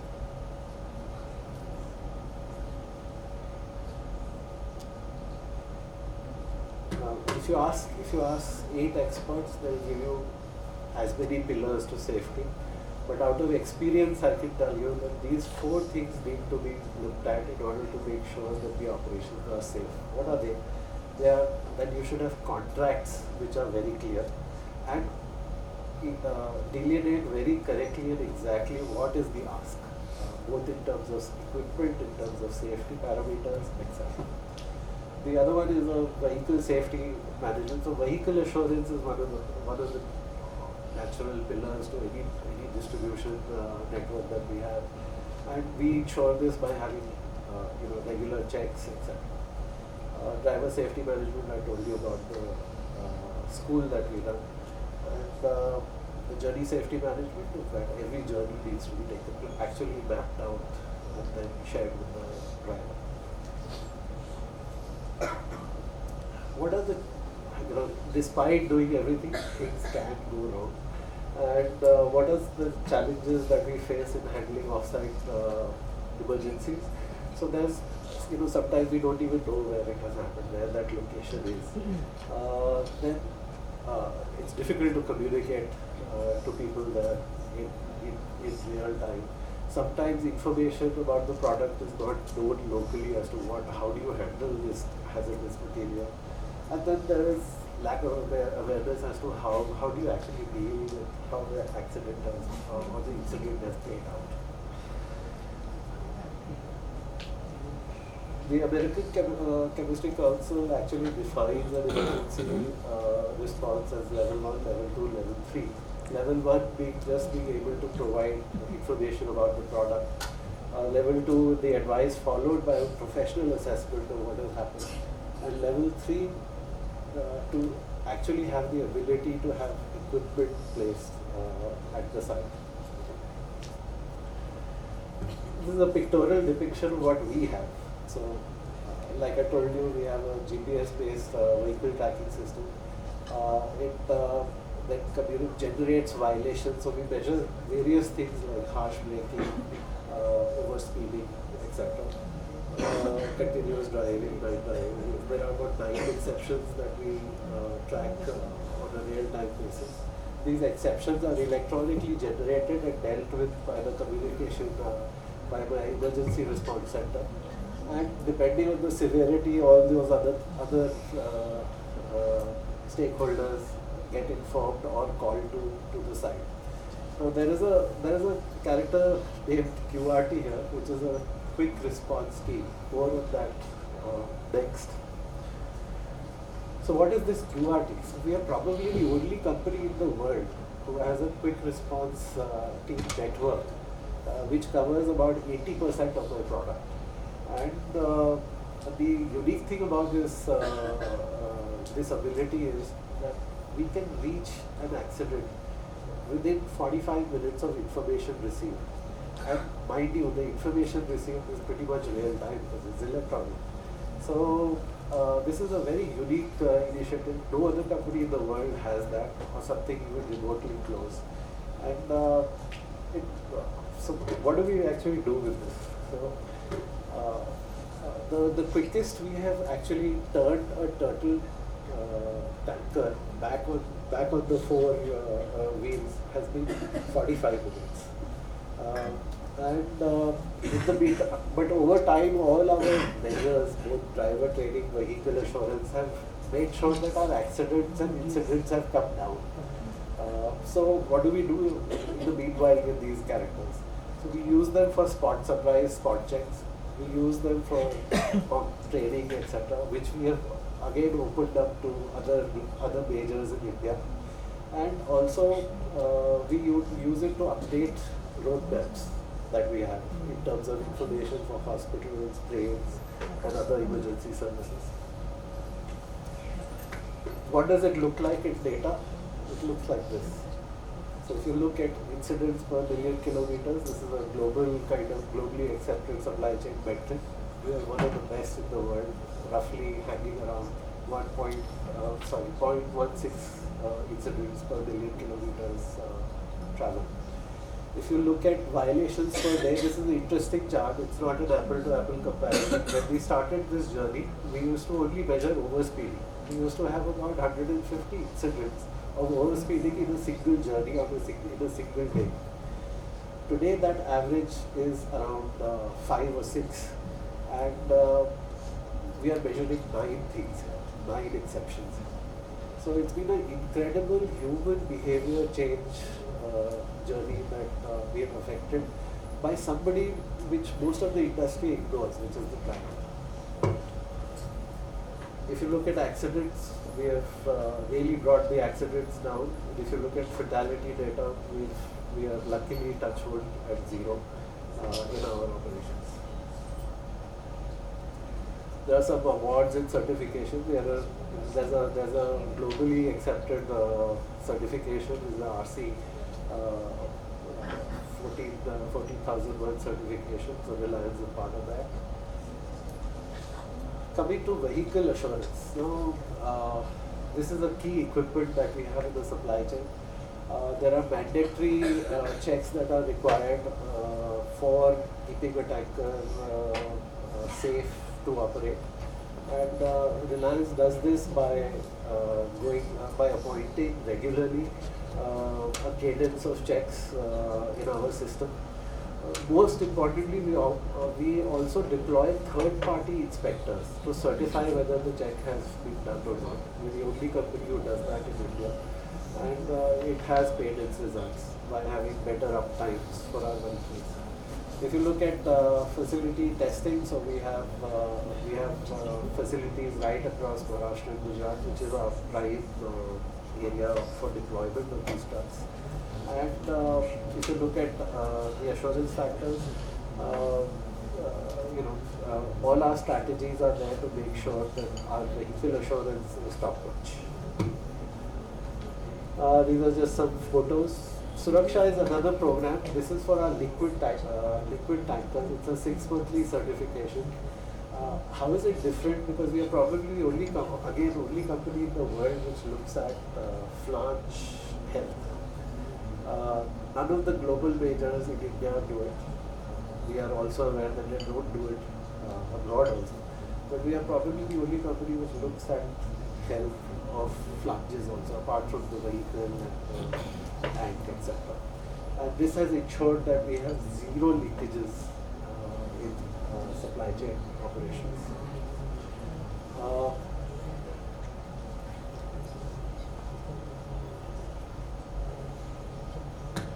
So we have also run a program which is actually quite competitive, which is a first report, first pass kind of a program for liquid tankers, where we expect tankers to pass the check on the first time they come for inspection.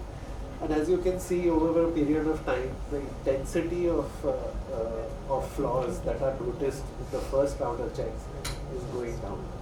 That's the success of the program, which also indicates to you the kind of health the tankers are in at any given point of time. Coming to digitization and automation, this is no longer a good to have. You can't have good and efficient operations if you don't have, if you're not digital, and preferably automated. All this goes towards precision, safety, also sustainability. So this is one app that I tried to showcase here, not just because of the help that it did in COVID, which is remote. All of you receive Amazon or Flipkart parcels, so you would see there's an invoice and there's a consignment. This app gave us the ability to generate that invoice without having a person present at that remote location. And while it may sound very easy and blasé, there are compliance norms, statutory norms, which are very, very difficult. And we worked at it during COVID to make sure that we deliver this.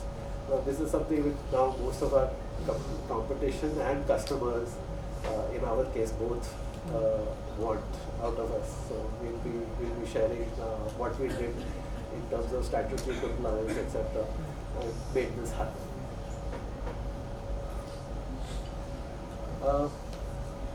Now this is a process. This is again a very interesting process which tells you how can we use technology and thought processes to overcome normal contractual obligations. In the sense what the contract says and informs, how do we change it to make sure that the result complies to what we want. Most of our truck hiring strategy in Reliance is a spot hire technology, which is that we hire a vehicle when we need it. However, you've seen the amount of work that we do on a tanker, so we really don't want to lose that tanker to the market just because I don't have a long-term contract with it. So we actually deploy a lot of technology to make sure that if the tanker comes back to us within a certain period of stipulated time, we are able to reward it for doing that and make sure that what is a spot hire works as a contracted fleet for us. This is just some data to tell you what kind of spread that we have. So as you can see, gas is largely long term, but liquid, this program is really successful. We also deploy a lot of technology for very, very simple things like the certificates that we are generating at Suraksha, etc.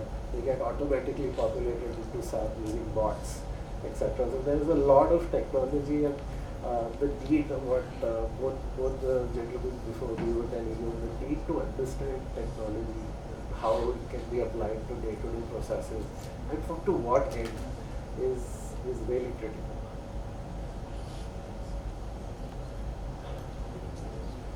coming to COVID response, okay, so this was an off the chart kind of an event.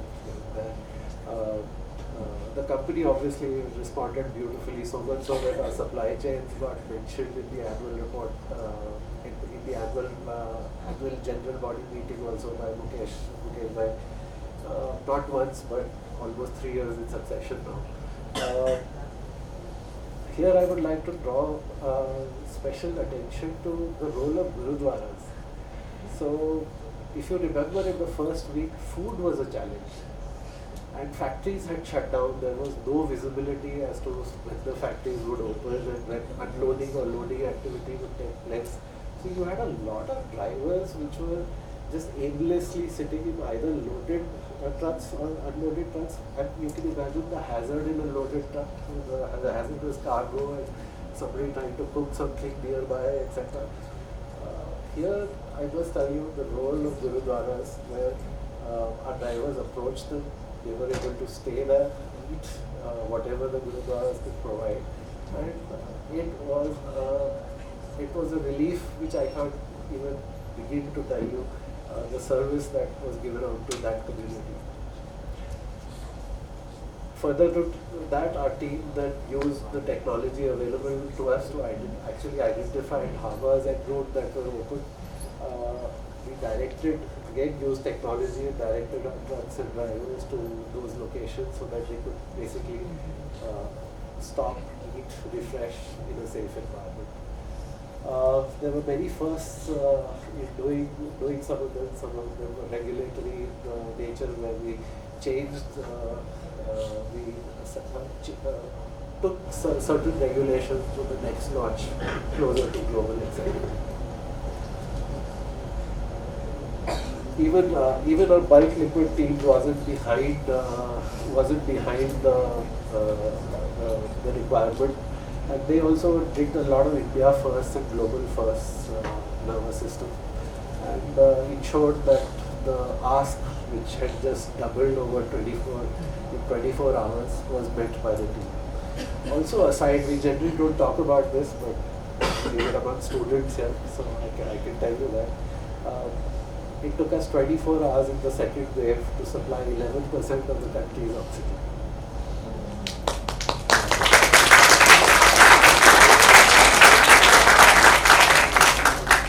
So we've never before done oxygen, and we've never after done oxygen. But during that period of time, it took us 24 hours for the supply chain to pivot and meet the needs that were asked. And I must tell you the human dimension of it. All my team members had a close relative or a friend in hospital at that point in time, either looking for an oxygen bed or looking, if he had a bed, looking for oxygen. And so this was one of those life's experiences that one has. And one will always remember what the team did in order to make that happen.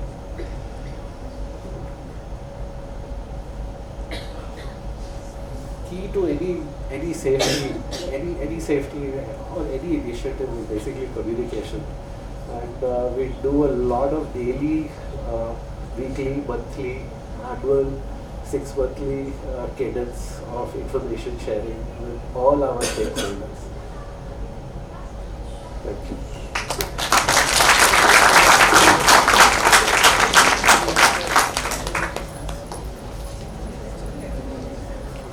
So, anything which's coming to your mind, anything you want to say or ask, sir, before we call it? Yes, Dr. Sagarjeet Kaur ma'am. So how easy or difficult was it to bring that attitudinal change in the drivers? Wow, okay. So,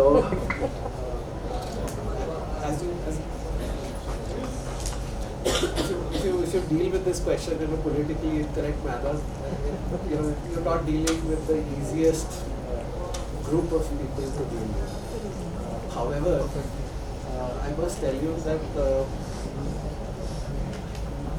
it was a learning for us also, that if you ask somebody to do the right thing and you provide them with enough support, infrastructure, and training,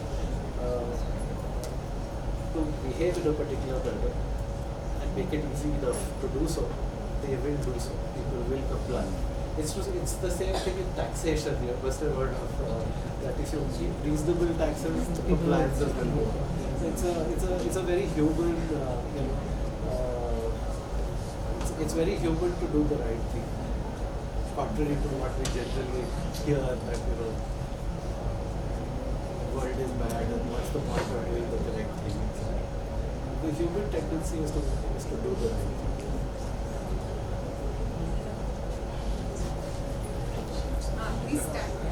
Hello, sir. My question is, has the supply chain undergone any strategic developments? Yeah, so that's okay. I'll try and answer it as succinctly as I can. It's a lot of strategy. You cannot. Okay, let me just put it experientially. All of us have mobile phones of various brands.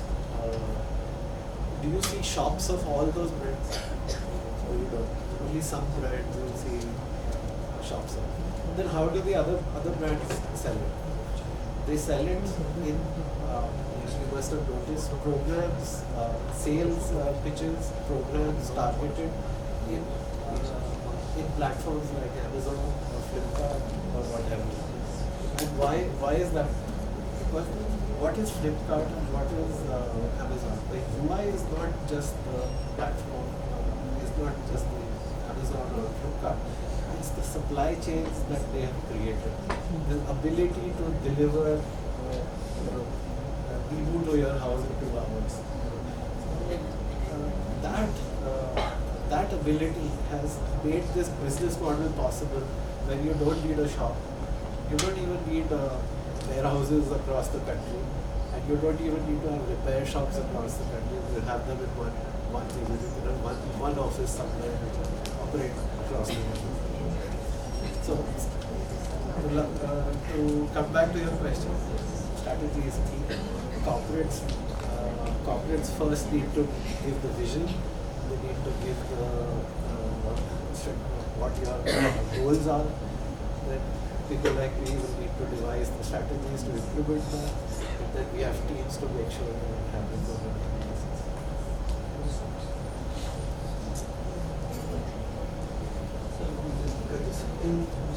coming now from the tourism and how will affect supply chain and all? Excellent question. Again, not coming to the politics of it, but it's a great initiative by the government, and it's actually a corollary to the infrastructure push that the government has made. So, government has made a lot of infrastructure over the last decade or so on creating additional capacities of road, shipping, rail. Gati Shakti is one such program which encompasses both the infrastructure side of it and the business side of it, the praxis side of it. And the hope is to debottleneck the market in such a way that our overall logistics costs come due to efficiency. So currently it is estimated that logistics is about 14 to 50, depending on who you speak to, 15 to 16% of the total product cost that the consumer buys. But Gati Shakti is hoping to bring it down to single numbers. We all hope that that's succeeds.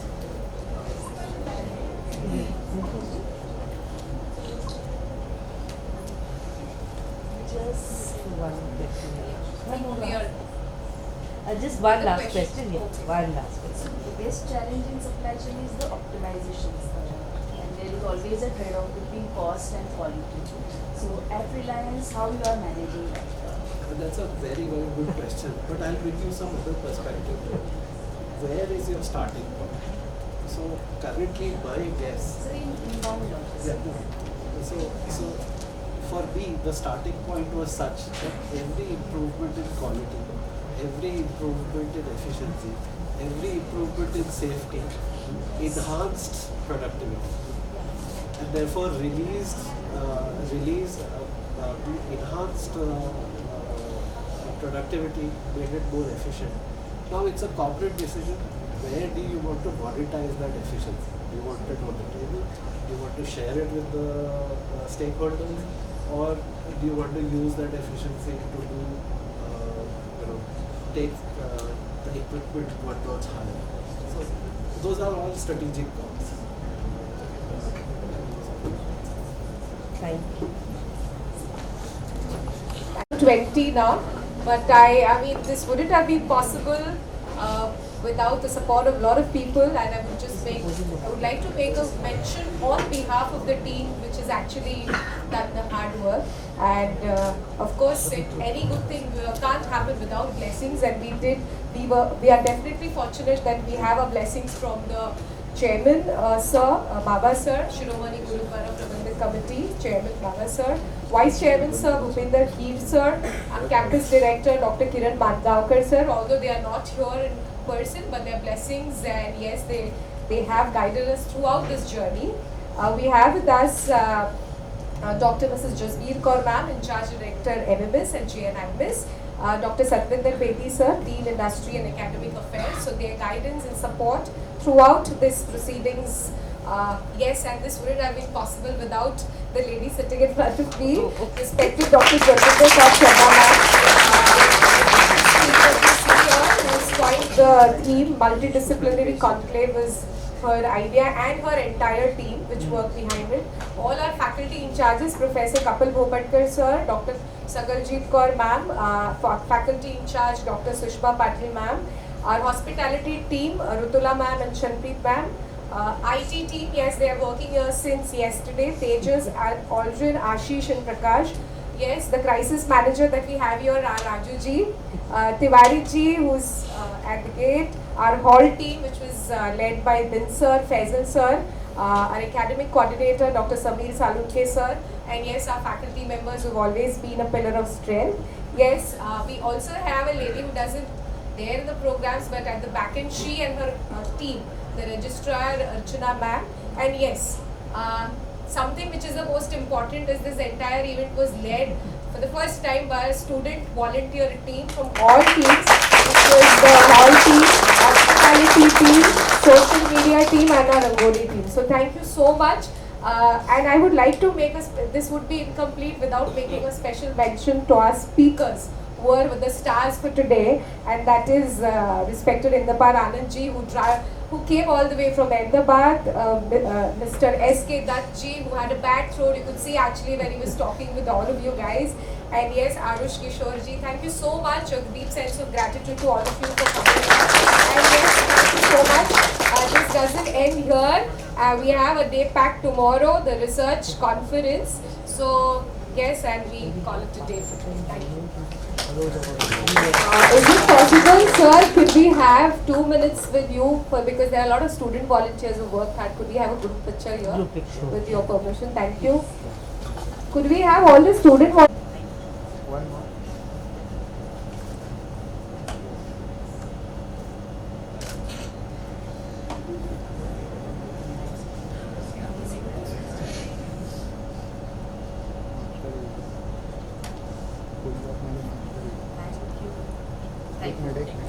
Ma'am एक minute